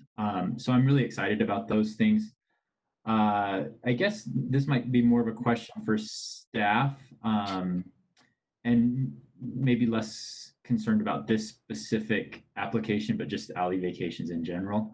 I think based on what I've seen, again, I'm really supportive of this. Is there any way to, I mean, have we figured out a way to make the alley vacation sort of tied to the development moving forward as presented, so that we're not vacating alleyways based on getting a better project and then that the plans change in the future and aren't what we were presented? Because from my understanding, the alley vacation is an entirely separate process to the development approval. Is there any way to tie those together?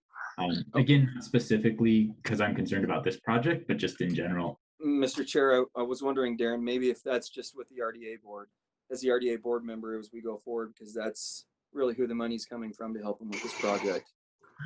Yeah, I guess if for some reason the RDA project doesn't go through, then, and we've already vacated the alley, then they could develop it in a way that's not beneficial to the city. And we've lost the bargaining chip in that point. Yeah, so I guess just a development agreement would be the only thing I could think of. Yeah, and I don't know if that's possible for an alley vacation. I would defer to the attorney's office, but I believe I mean, if it's an ordinance that vacates an alley, I think the ordinance can reference the development agreement. And I see Nick and Katie both turning on their videos, so maybe they've got better information. But yeah, a development agreement is the only tool I know of that would tie a decision to a specific development. And in the past, the planning department hasn't necessarily, just based on difficulty of tracking development agreements, but we can circle back with them. But I'll defer to Katie and Nick, who may know more. This is John Anderson from the planning, and I can kind of respond. I think you're right in that I think that it's great to not have have development agreements, so things are nice and clean and easy. We have actually gotten a lot better at tracking them and actually have them all in the GIS system now, so which is great. I think the most helpful ones have been when they come with very specific conditions. So not something like it should be very walkable, or it should, look pretty or nice. So I think that we're happy to do that and work through that, but we'd want to make sure that the conditions placed on it are fairly specific. Could the vacation just be conditional upon, I guess that is a development agreement, but could it just happen after the plans are approved? Or the alley vacation has to be approved before they can submit the plans? I think it's kind of a, chicken and egg thing. I think that you can make it work either way. However, a permit would not be issued until the alleyway was vacated if the development was proposed on property that included that vacated portion of the alley. And we work through similar situations like that all the time, where at the very end, we're trying to make sure all of our ducks are in a row and that we're making all those connection points. So we can do that. So I don't know that either way would make it a huge issue. Okay.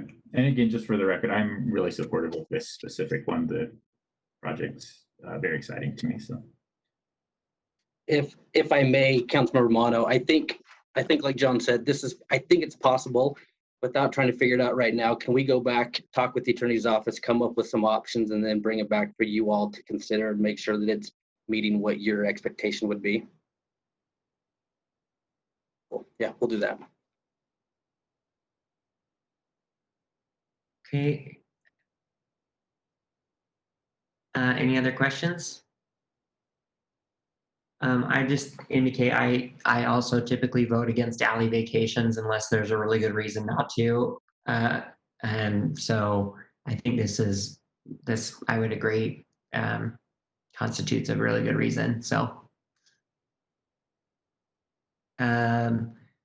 okay, well, thank you for joining us, and Maximilian and planning staff. If there are no further questions, we'll move on to a tentative break.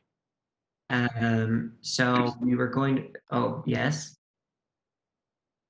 Oh, nothing. Okay. So we were going to tentatively break until 3:55. So I'm going to keep it at 3:55 because I know that means that we probably won't start until 4. So 3:55 it is.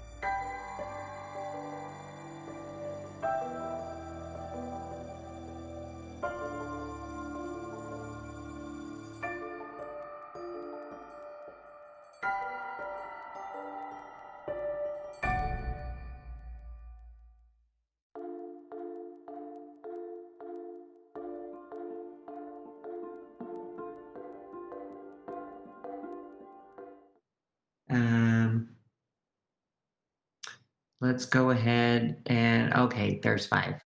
Now we definitely do. Okay. Let's move on to our agenda item number 6, which is a rezone at 5525 and 5575 West and 1730 South. With us for this briefing, we have Nick Tarbett from the council office, Mayara Lima, principal planner, and John Anderson, the planning manager. Okay, thank you, Mr. Chair. I'll give the quick intro before turning it over to Mayara. As you mentioned, this is a rezone at 5525, 5575 West, 1730 South from CG to M1. These parcels are already developed. As you can see that picture there on the screen, it's 2 identical warehouses. The applicant is requesting the change to M1 so that they can have some access to additional uses that are not currently permitted at the CG, and to remove the maximum off-street parking. We do have the applicant who's listening in today. They said they didn't have anything to add, or they wouldn't need to, so they're listening. And just to make sure that the council knows, with these land use items, right now we do set the date for 2 public hearings with the option for the council to adopt the night of the 2nd. And we'll be doing that with these land use items you'll be hearing about tonight. So with that being said, I'll turn the time over to Mayara. Can you hear me? Okay, just making sure. Okay, so just to mention it again, this is a rezone from CG General Commercial to M1 Light Manufacturing. It's 2 properties that are already developed with industrial buildings and currently have uses that are permitted in both the CG and the M1 zoning districts. The area is predominantly zoned and uses manufacturing, the neighboring area. And the CG in this location is only along the 5600 West corridor. This zone was put in place in 1995, but these properties never developed to form a commercial corridor. Some are still vacant, and those that have been developed have heavy commercial uses, such as this property with warehouse and wholesale distribution, for example. The Northwest Quadrant Master Plan envisions that this area will continue to be industrial, so the proposed zoning district M1 would actually promote compatible land uses on these properties. The rezone would eliminate the maximum off-street parking, which applies to these CG zone properties, but not to those zoned M1. And that is because a text amendment was approved in 2015 that exempted M1 zoned properties located west of Redwood Road from having a maximum parking. So having this requirement apply to only a dozen properties because they are in the CG kind of defeats the purpose of creating walkability by limiting parking. Planning staff has not received any public comments regarding this application and assessed that the proposed zoning district is appropriate for the area and could actually help further city's industrial growth plans. That is my presentation. Okay, thank you, Mayara. Council members, questions?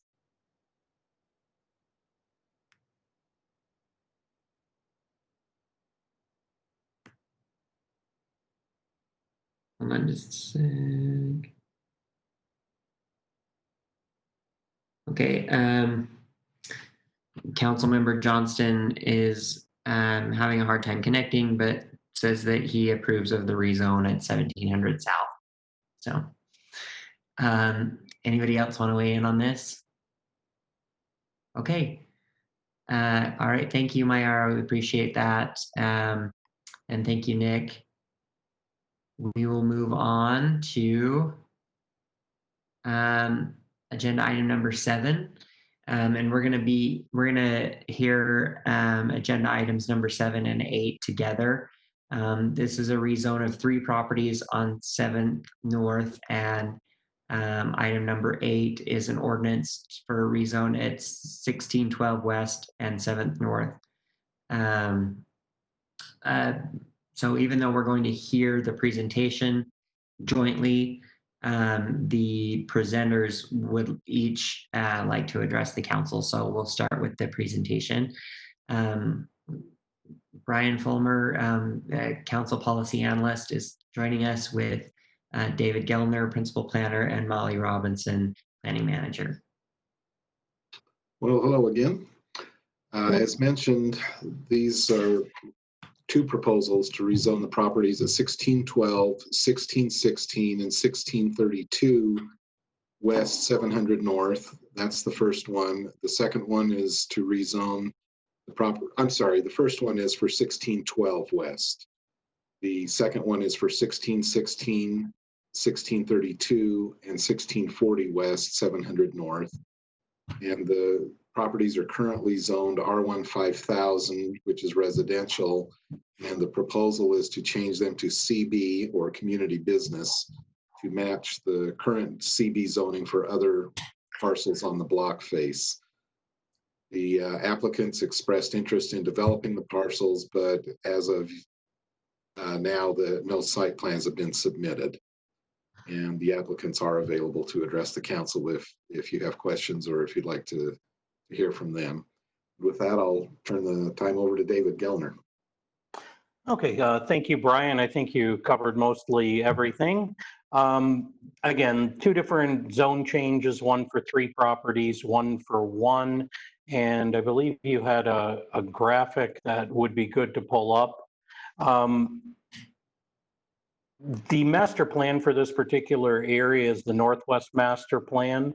And in between 2000 and 2004, there were a number of amendments done to the master plan, specifically to change this area to a commercial area, but not all the properties were rezoned at that time. So the aerial is pulled up for you. It's the 3 properties there in the pink, and then there's one slightly to the east, also beside Riverside Drive. That's the single parcel rezone at 1612 West, 700 North. So those areas remained R1 5000, although the master plan envisioned this becoming a small scale commercial area and those properties changing to CB. So there's no amendments to the master plan being proposed. It already matches the master plan, the proposed zoning. We looked at also compatibility with the area. And again, the area is largely some CB and small scale commercial uses. So it wouldn't be out of character with the area having these properties change over. One of the things that did come up was they would be subject, both petitions would be subject to the housing mitigation loss ordinance. On the 3 parcels, there's an individual single family dwelling on each parcel. And on the lone parcel rezone, there's also a single family dwelling. So were those to be redeveloped for commercial use, they would have to go through the housing mitigation laws. Staff was recommending approval of this, and the Planning Commission unanimously passed on a positive recommendation to City Council to support the individual rezoning petitions. Okay. Thank you, David. Council members have any questions on the presentation? Yes, Councilmember Mono. Thanks. Just 2 quick questions. So what would the required, it looks like there's small multifamily structures to the north of these parcels. What would be the required buffer or landscape requirements adjacent to those residential uses? And then if you could just really quickly explain how the housing mitigation loss process works. I'm not the expert on the housing mitigation loss process, to be perfectly honest with you. Forget the rear yard requirement on the CB zone. I am looking it up for you. The one thing I would note that within the CB zoning, there is a size limit. So particularly in relation to the 3 parcel rezoning, if those were consolidated, which the applicant has mentioned consolidation of those and developing some kind of commercial use. If the building footprint exceeded 7,500 square feet or 15,000 square feet overall, it would have to go through the design review process which further looks at step backs and things like that to help in compatibility between the where you would have that commercial development and the adjacent residential development. Looking for your setback. Sorry about that. Didn't have that on hand.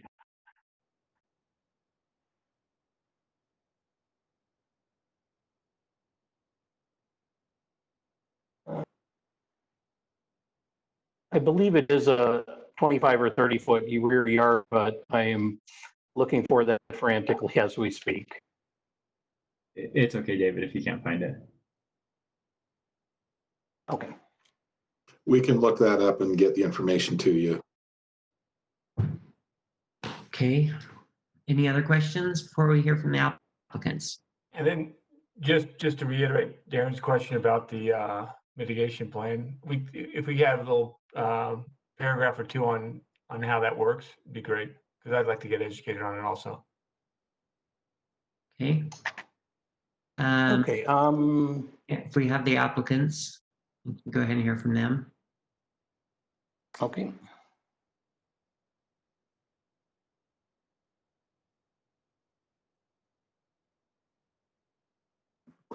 Hi, this is Bethany Christensen. Hi.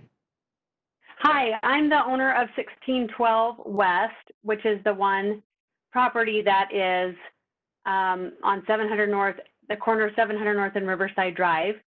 And I also own the little green property that has already been rezoned to commercial and have a business on that property. And I'm here to answer any questions that you might have about the rezone. Okay. Any council members, any questions for Ms. Christensen? We've already been through this process with the 1614 West property and changed that from a residential to a commercial and felt like we really improved the street quite a bit and would like to do the same thing on the corner. That's the whole reason we purchased the corner property, was just to improve what's already there. And, you know, looking at the needs of the area, I know residential is a big deal right now, but this is one space in Salt Lake where it really does need a little bit more commercial property. So I know when we were looking to locate our business there wasn't a lot of options, which is why we built in the first place. So I feel like it's a good move to make this more of a commercial street. All right, thank you. Council members, any questions? Oh, Mr. Chair, this is in District 1. And I just want to echo Bethany's statements. We look forward to this. This will be a great improvement to the neighborhood and kind of create a neighborhood node for the surrounding. Thank you.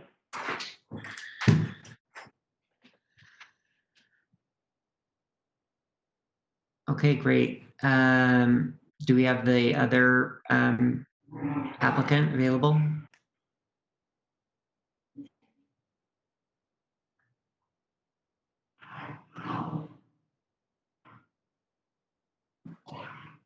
Eric should be available. Mr. Christensen. You're unmuted now, Mr. Christensen. I don't think that this is my. No, that's for the other item. 771 and 795 North. Yeah, that would be for the next item. My apologies. It looks like Mr. Vandu is not currently with us. Okay. It says in the little comments he's muted in the chat. He says he's here, but he's muted. Yep. Oh, there he is. Yeah.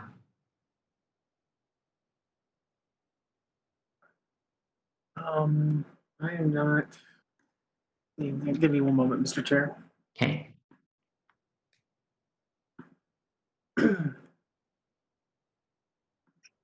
Try now, Mr. Christensen. No. Hello. It's not Mr. Christensen. He's. Oh, excuse me. Excuse me. Okay, Sorry. so now I'm unmuted. I don't know if anybody can hear me. But yeah, my name is Hawk Van Doe, and so my mom is actually the one that owns the properties there. My mom and dad, so I'm just translating for her too, and I'm helping her with the application. Okay. What would you like us to know? So on those 3 properties, we do want to combine them, and I think everything that was presented so far, we do want to combine them, change it to commercial. Right now, there are 3 residential properties on them.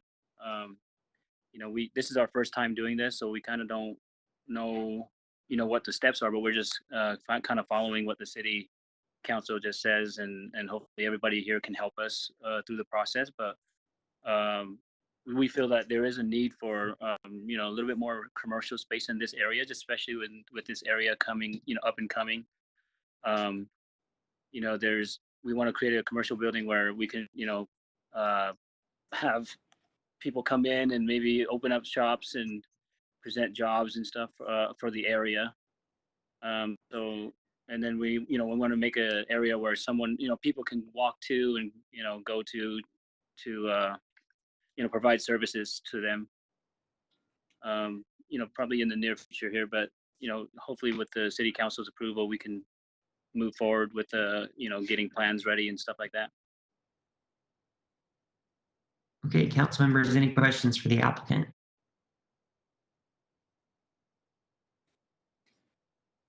All right, seeing none.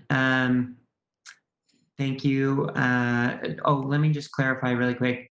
Mr. Christensen, you're on agenda item number 9, right? The 771 and 795 north? I believe so.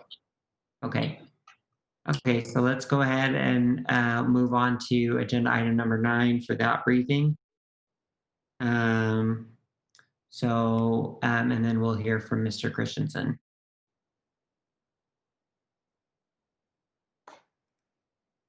Oh, sorry, I didn't introduce it. So for that briefing, we have Ryan Fulmer again, Council Policy Analyst, and David Gellner. Okay, thank you. So this is a proposal to amend the zoning map and future land use map for the properties at 771 and 795 North 400 West. They're currently zoned M1, which is light industrial, and the applicant would like to change the zoning designation to MU, or mixed use, in order to build a multifamily development on the vacant parcel at 771 North. To date, we are not aware of a development proposal being submitted, and the 795 North parcel was previously developed for office and professional uses, and it's reported no changes are anticipated at this point. And again, with that, I'll turn it over to David. Okay, thank you. And again, as Brian mentioned, there are 2 parcels here. The larger one at 795 North is already developed. It's about 0.8 acres or 36,000 square feet. The vacant parcel at 771 North is about 0.42 acres or 18,000 square feet. That's the one the applicant has indicated a future desire to develop that into some kind of multifamily use. We looked at a number of things, including the master plan recommendations. This is the Capitol Hill master plan. And one of the things we found was the way this property is situated, it doesn't discreetly fit into a neighborhood identified within the Capitol Hill master plan. It's sort of in a gray area where where 400 West acts as sort of a dividing line where residential type uses stopped and then more mixed uses and industrial uses started on the other side. But there was enough support within the master plan to indicate there was anticipation of change to this area over time, particularly along those corridor gateways like 400 West. And so the kind of development that they're proposing under the new zoning, some kind of multifamily, would not be out of character with the area, and it would help sort of revitalize or help build up that corridor as some of those industrial uses eventually move out. We looked at compatibility and also alternative zoning districts, and again, the MU made the most sense since the other side of 400 West, the east side, is largely MU. So we were recommending positive recommendation on both the master plan amendments proposed and the zoning change.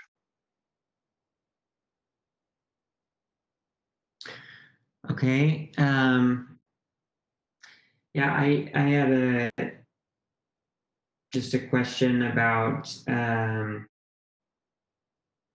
the administration had talked about making a tech corridor or a biotech corridor in the area, and just wondering if this change, how this change would impact that if we were to go ahead with it. I wasn't aware of that. However, again, mixed use does allow commercial development as well as residential, so it wouldn't be out of character, whereas right now the current industrial zoning does limit any kind of residential uses. Yeah, I mean, and all these areas that are on the map, let's see. Oh yeah, okay. Never mind. I was looking at a different part of the map. Council members, any questions about this? Councilmember Dugan?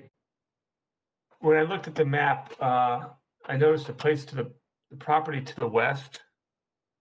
And I'm just looking about how does it mesh with noise, smell, what they're doing there compared to an apartment building just on the back side of it and the buffer there. You know, 400 West is a wide street, so that is a nice buffer. But on the west side, how does an apartment building mix in with the manufacturing and the businesses on the west side of the street? It just concerns me about putting an apartment there in the middle of the light industry. Again, I think there are some impacts to be considered more as the property develops. As you pointed out, 400 West is a wide street, but it's not necessarily, when it comes to things like noise and smells, a complete barrier. There is going to be some overlap there. Again, I think we see that whole area eventually is going to change away from those industrial uses, so it'll be a slow change. Maybe just come down to the design of the building itself. Yeah, I see that as being more the future of that neighborhood. This is in my district, as it being more the future for that neighborhood. I guess the only thing I would point out is that we've currently had a lot of issues with traffic in the neighborhood and residents being concerned about a lot of heavy truck traffic going through 3rd West and trying to encourage that to go to 4th West. And so building this on 4th West, you know, like we could be potentially, you know, creating issues there, but there's already on the other side, on the east side of the street is already residential. I think most of those lots are residential. So yeah, I mean, I haven't heard any other concerns from the neighborhood other than that. And then I think I know what James is going to talk about, that we are going to have to put on soon a discussion about a master plan for Beck Street. And I think that's going to have to take into account some of this heavy truck traffic. But go ahead, James, or Councilmember Rogers. Yes, call me James, man. Then I'm not Andrew, you know, so. I'm doing good. You are doing awesome, Council Member. I mean, Mr. Chair. I'm really in favor of this. I just have, you know, just one comment. The DRT is going to come down 400 West from Davis County.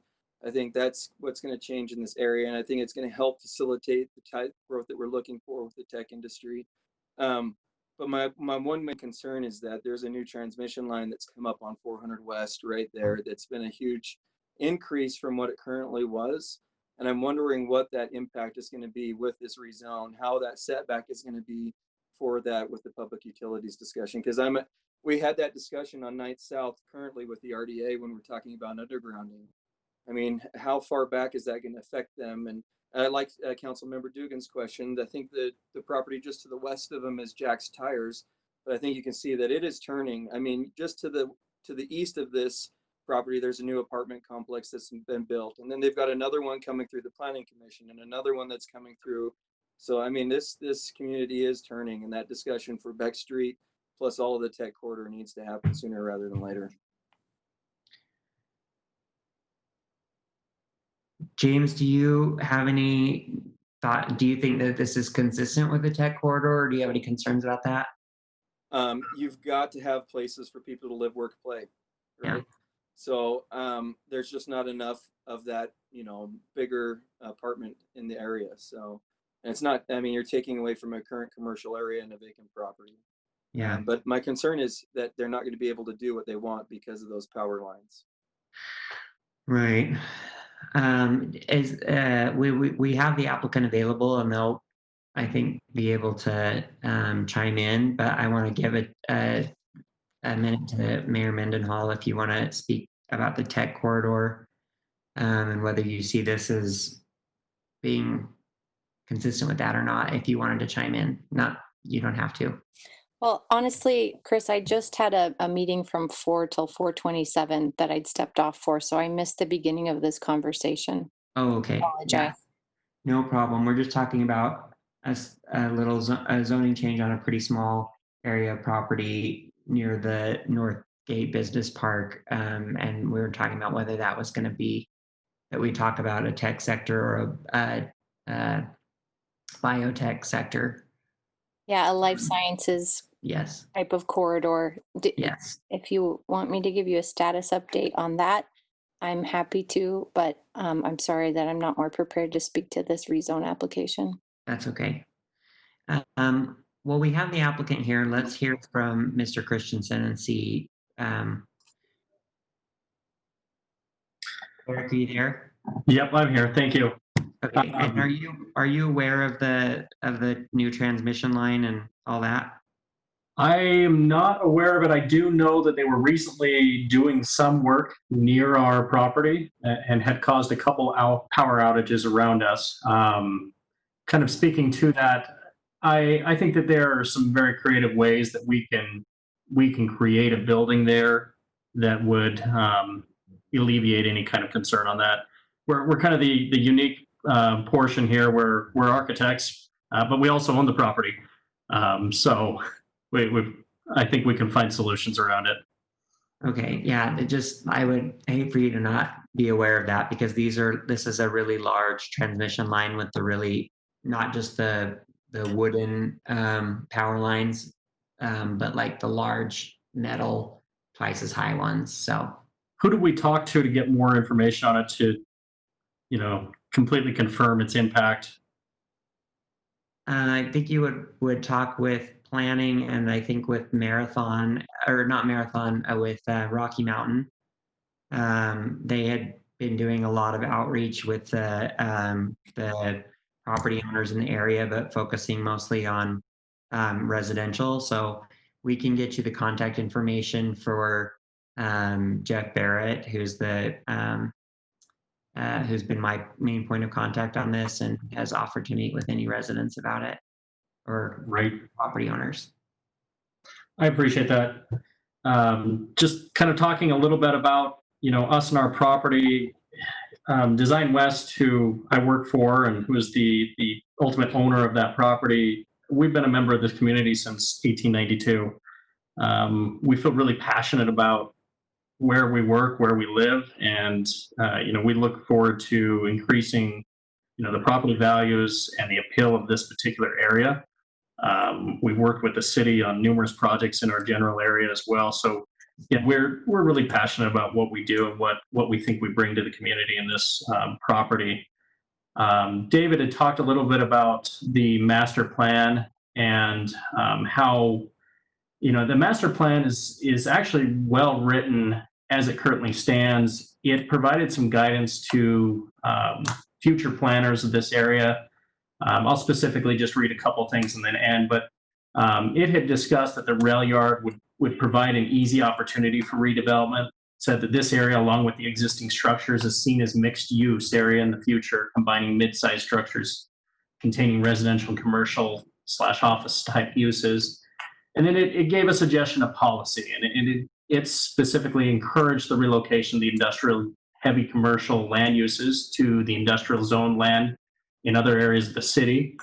And then just kind of paraphrasing that it had looked for less intensive land uses, utilizing redevelopment and city resources to encourage this mixed use development of residential and office space. And we really look at this as being kind of the catalyst to start making that happen. This zone has been pretty well locked up over the years, and there have been a number of buildings around us that are vacant and not even used, specifically the one just to the south of us. We really do see this as a big catalyst to improve this city, this particular community in which we work and live. So we appreciate the opportunity to talk with each of you on that. So I just got a text from Jeff Barrett, who just literally jumped on the meeting and then heard his name. So I'm texting him right now to tell him what you're saying. And then I'll connect the two of you together. Since I'm trying to text Jeff, if you're listening, we're talking about the property at the southwest corner of 8th North and 4th West, currently light industrial, and the petition is to change it to multi-use. The landowner was wanting more information about the new transmission line that's going to go through there. So we'll have staff connect the two of you, and unless anybody has any other questions. Mr. Chair, I'll get that Jeff's contact information to Derek. Okay, great. Thank you. Okay, if no other questions, we'll go ahead and move on to agenda item number 10, which is an ordinance revisions to city code for donations to the city. Mr. Chair, I've got a quick intro, and then we have Mary Beth Thompson and Jason Oldroyd from the administration to speak to this item. Great, thank you. This is in response to a legislative intent to codify current practices for donations and grants. The proposed ordinance amendments only applies to the donations. The amendment would increase transparency and internal controls, and it will also result in a more efficient process. The ordinance applies to all of the general fund departments and most of the enterprise funds in the city. It doesn't apply to the library. One of the big changes is that donation agreements, which is a legal agreement in writing between the donor and the city, that donation agreements will only be used for large value donations that are $10,000 or more. Currently, donation agreements are required for all donations, and this can be somewhat burdensome for smaller value donations. Under the proposed ordinance amendment, smaller value donations would still be tracked. There would still be a form for monitoring and tracking those donations, but it wouldn't have that more complicated donation agreement, the formal legal agreement.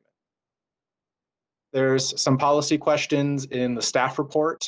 If the council would like to talk about expanding the liability review from only being financial to also looking at legal liabilities. If the council would be interested in large dollar donations being noticed to the council, so you have more information and insight into those, as well as if you'd like to talk about what the city is doing to support donations and tracking volunteer activity. And I think Bobby has a graphic showing the differences between the current process and what the process would be under the proposed amendment. I'll turn it over to Jason and Mary Beth from here. think Mary Beth is out of town. I am here. Oh, no, she's not. I am out of town, but I am here. Oh, great. Okay. I am on vacation, but I knew this was coming, so I Oh. planned my work time around my vacation, or my vacation around my work time, whichever way you want to say that. Well, thanks for being here. So I just did this picture here. I didn't want to do a PowerPoint. I think sometimes PowerPoints get mundane, but I thought that this is a great visual for everyone to see the difference between the existing ordinance and the proposed ordinance. And the area that that is the biggest change is the donation receiving and that donation tracking form. We had a tracking form previously, but it was there wasn't very much detail on it. There wasn't a lot of internal controls. The donation ordinance also, I believe, puts better controls into the system. So I just wanted to provide this to you so that you can kind of see the difference between the existing ordinance and the proposed ordinance. And if you have any questions, I'd be happy to answer them.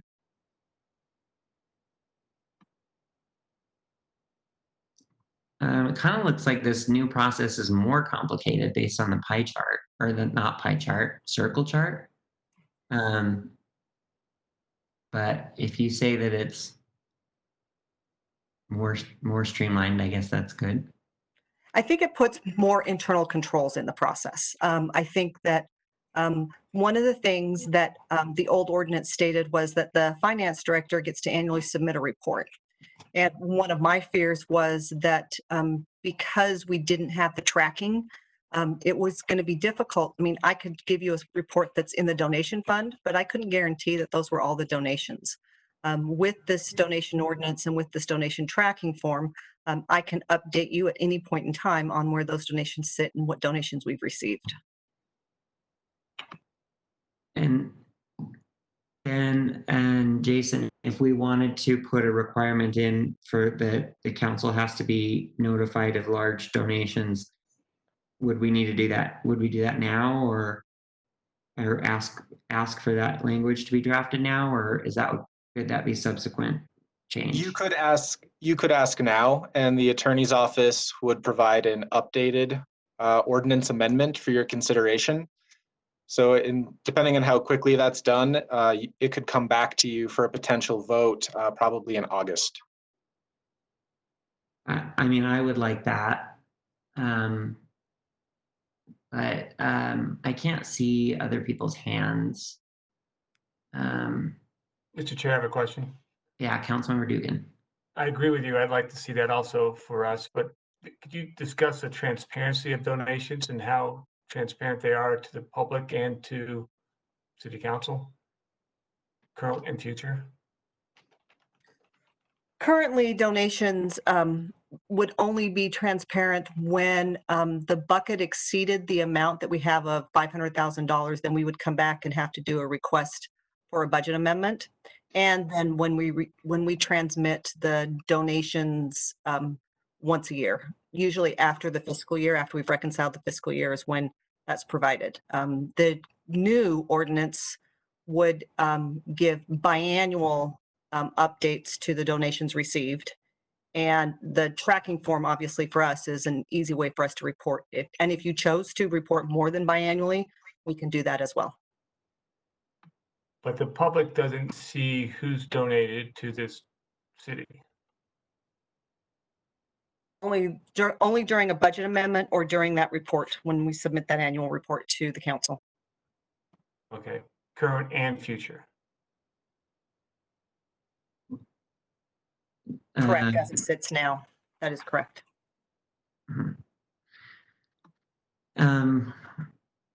About Jason, can you talk a little bit about the liability question about, like, if we were to increase liability for the donor?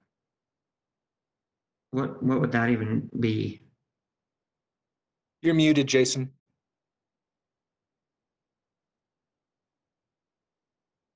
I think the question that's been raised would be a review from the city side as to what potential legal liabilities the city might be assuming in connection with the donation.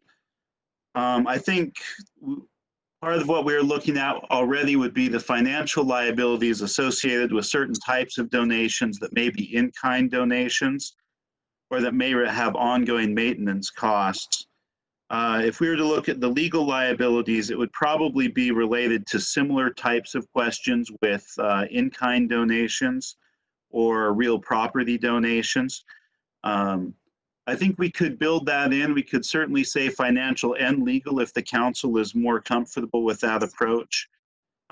We could also just do it on an ad hoc basis or as requested.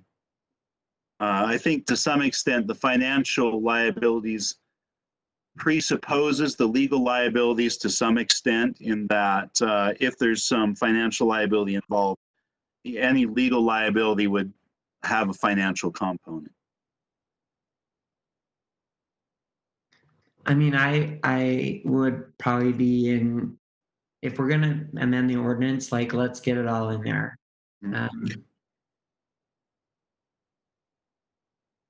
Yeah, we could certainly add or add explicitly that the review for liability would be both financial and legal. Okay. Okay. Yeah, that would be my request.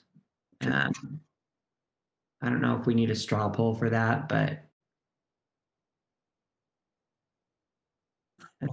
any council members have any other questions? Jason, would a straw poll be helpful, or do you feel that's necessary? I don't think that a straw poll would be necessary on that point. I do have some question as to regard to the providing notice for large donations, what the threshold or the definition for a large donation would be. At what point would the council be interested in receiving that? One option would be to use the same threshold as the donation agreement, which would be $10,000. The vast majority of donations that the city does receive are usually smaller value in the hundreds, sometimes in the thousands. $10,000 are uncommon. Okay, sounds good to me. Anybody else have thoughts about a number? Okay, let's go with that then. Okay. Any other questions or comments on this item? Okay, great. Thanks, everybody. Thank you. Thank you, Jason and Ben. Let's go ahead and move on to item number 11, which is report of the chair and vice chair. The only thing I have to report is that yesterday I participated in the first meeting and first round of the Salt Lake City flag redesign, which was just really fascinating. We got over 640 submissions, and so yesterday through a process that was like I don't know, moderated or led by what's Ted's last name, Mayor? Ted K. Ted K, who is the author of Good Flag, Bad Flag, and has been a consultant for many different city flags, some state flags, and then most recently the flag of Fiji, just going through a redesign. So he facilitated the discussion, and we had the goal of coming to narrowing it down to 5 flags, but we made it down to 8. So we'll submit 8 to the public, and we'll have like quite a long public comment period through the rest of the summer. Well, I think what is really important is, so this will be online, the 8 designs by the end of the week, I think, is what Lindsay said. And so people can get online and vote. But in order to vote, you have to answer a lot of questions about the flag, not just do you like it or not like it, but like, what does it mean to you? What don't you like about it? What do you like about it? And so we're hoping that that feedback will make it so that it's not just people posting on like social media and being like, oh, vote for my flag or vote for my kid's flag that they designed or something like that. And so the next phase of the process will be once that has completed, the committee will meet again, we'll take all of that information and we'll try to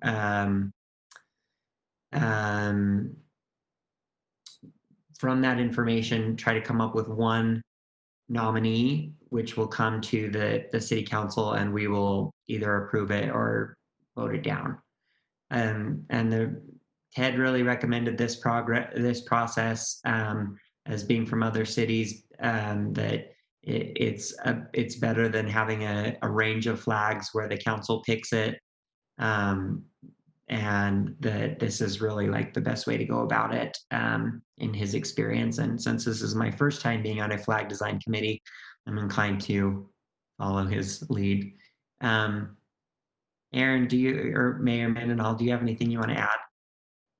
I think you did a great job, and I would add that our public review piece of it that will open on Friday is not designed to be cumbersome, but it's instead of voting, it's really about rating the flag. So Yeah. it will ask questions about, like, from 1 to 10, how much do you like the colors of this flag? Or from 1 to 10, do you feel that the symbol reflects Salt Lake City, or things like that? So that if there are some changes perhaps that we would want to connect with the artist, the designer over, maybe the right flag just needs one different color on it or something. So anyway, there's some purpose behind the rating system also.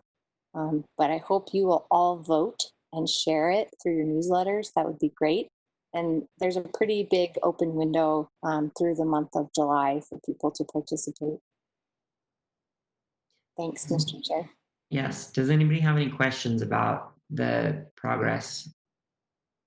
Okay. Oh, yes, Councilmember Johnston. Is there a link that we know of, or will we have that sent out so we can get that out to the community? Yes, it'll be out Friday. And It'll be out Friday? Sorry? Mr. Chair, Hold on. Yes, Aaron, go ahead. I know that the Lindsay, Nicola, and my communications team will be sharing all of those resources with the council staff so that you can get it out as soon as possible. And we'll try to get it to you a little in advance so that you can distribute it as soon as we make it live. Councilmember Johnston, did that answer your question? Yes, sir. Thank you, Madam Mayor. Okay. Councilmember Romano? Yeah, I just had a quick question about the process. I know that there was a prize money assigned for the winner. Is there prize money also for the 8 finalists, or just the winner? I think it's winner take all, man. Winner take all. Okay. Just wondering. Thanks. I mean, I suppose that person could choose to share, but yeah, we had only set aside money for the winner. Not sharing. Hey, I did not submit a design, although I was what I was referred to as a heavy voter, that I voted on a lot of flags, apparently. Yes, Mayor Mendenhall. I was just made aware that the flag website, which is slc.gov/flag, is where they will be live also. So same website that we pushed out that had the application before, right now it has a status update, and then it'll go live on Friday. Yes, thank you. Also, I just wanted to quickly give a shout out to our own Amanda Lau, who was also on the committee, and she did such an awesome job. There were a couple like designs where we were like, oh, what would it look like if this or that? And she was like mocking them up and like making those changes and then showing everybody like as it was happening. And she did an awesome job. So Thank you, Chair. you're welcome. Thank you. Okay, Andrew, do you have any announcements? Okay. No, Mr. Chair, thank you. Do we have any announcements from the executive director? Well, not from Cindy because she's on vacation. Jennifer, do you have any? I don't. Okay. Council members, we had a tentative closed session discussion on the topic of deployment of security personnel and for the advice of council. I'll look for a motion. Mr. Chair, I move that we go into closed session for the purposes of discussing the deployment of security personnel and advice of council. And that was well stated. I'm just so impressed, Amy. Councilmember Fowler. Was that a second?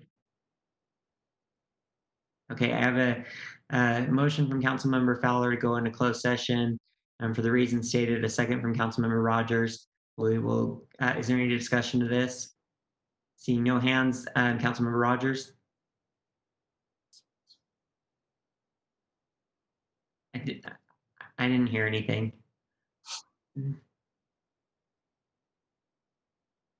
Councilmember Rogers, I did not hear your vote. Sorry, I thought you could hear me. Sorry, yes. Thank you. Councilmember Johnston. Yes. Councilmember Valdemoros. Yes. Councilmember Mono. Yes. Councilmember Dugan. Yes. Councilmember Fowler. Yes. And I'm a yes as well. So we'll go ahead and go into closed session. I think there's a separate link for that. There is, Mr. Chair, and I just wanted to clarify, it's the other link has a start time of 5:30, but our staff has confirmed that it can start earlier than that. So it's just that WebEx link that was set out separately. Okay, cool. Thank you, everybody. I'll see you there. Party on, guys.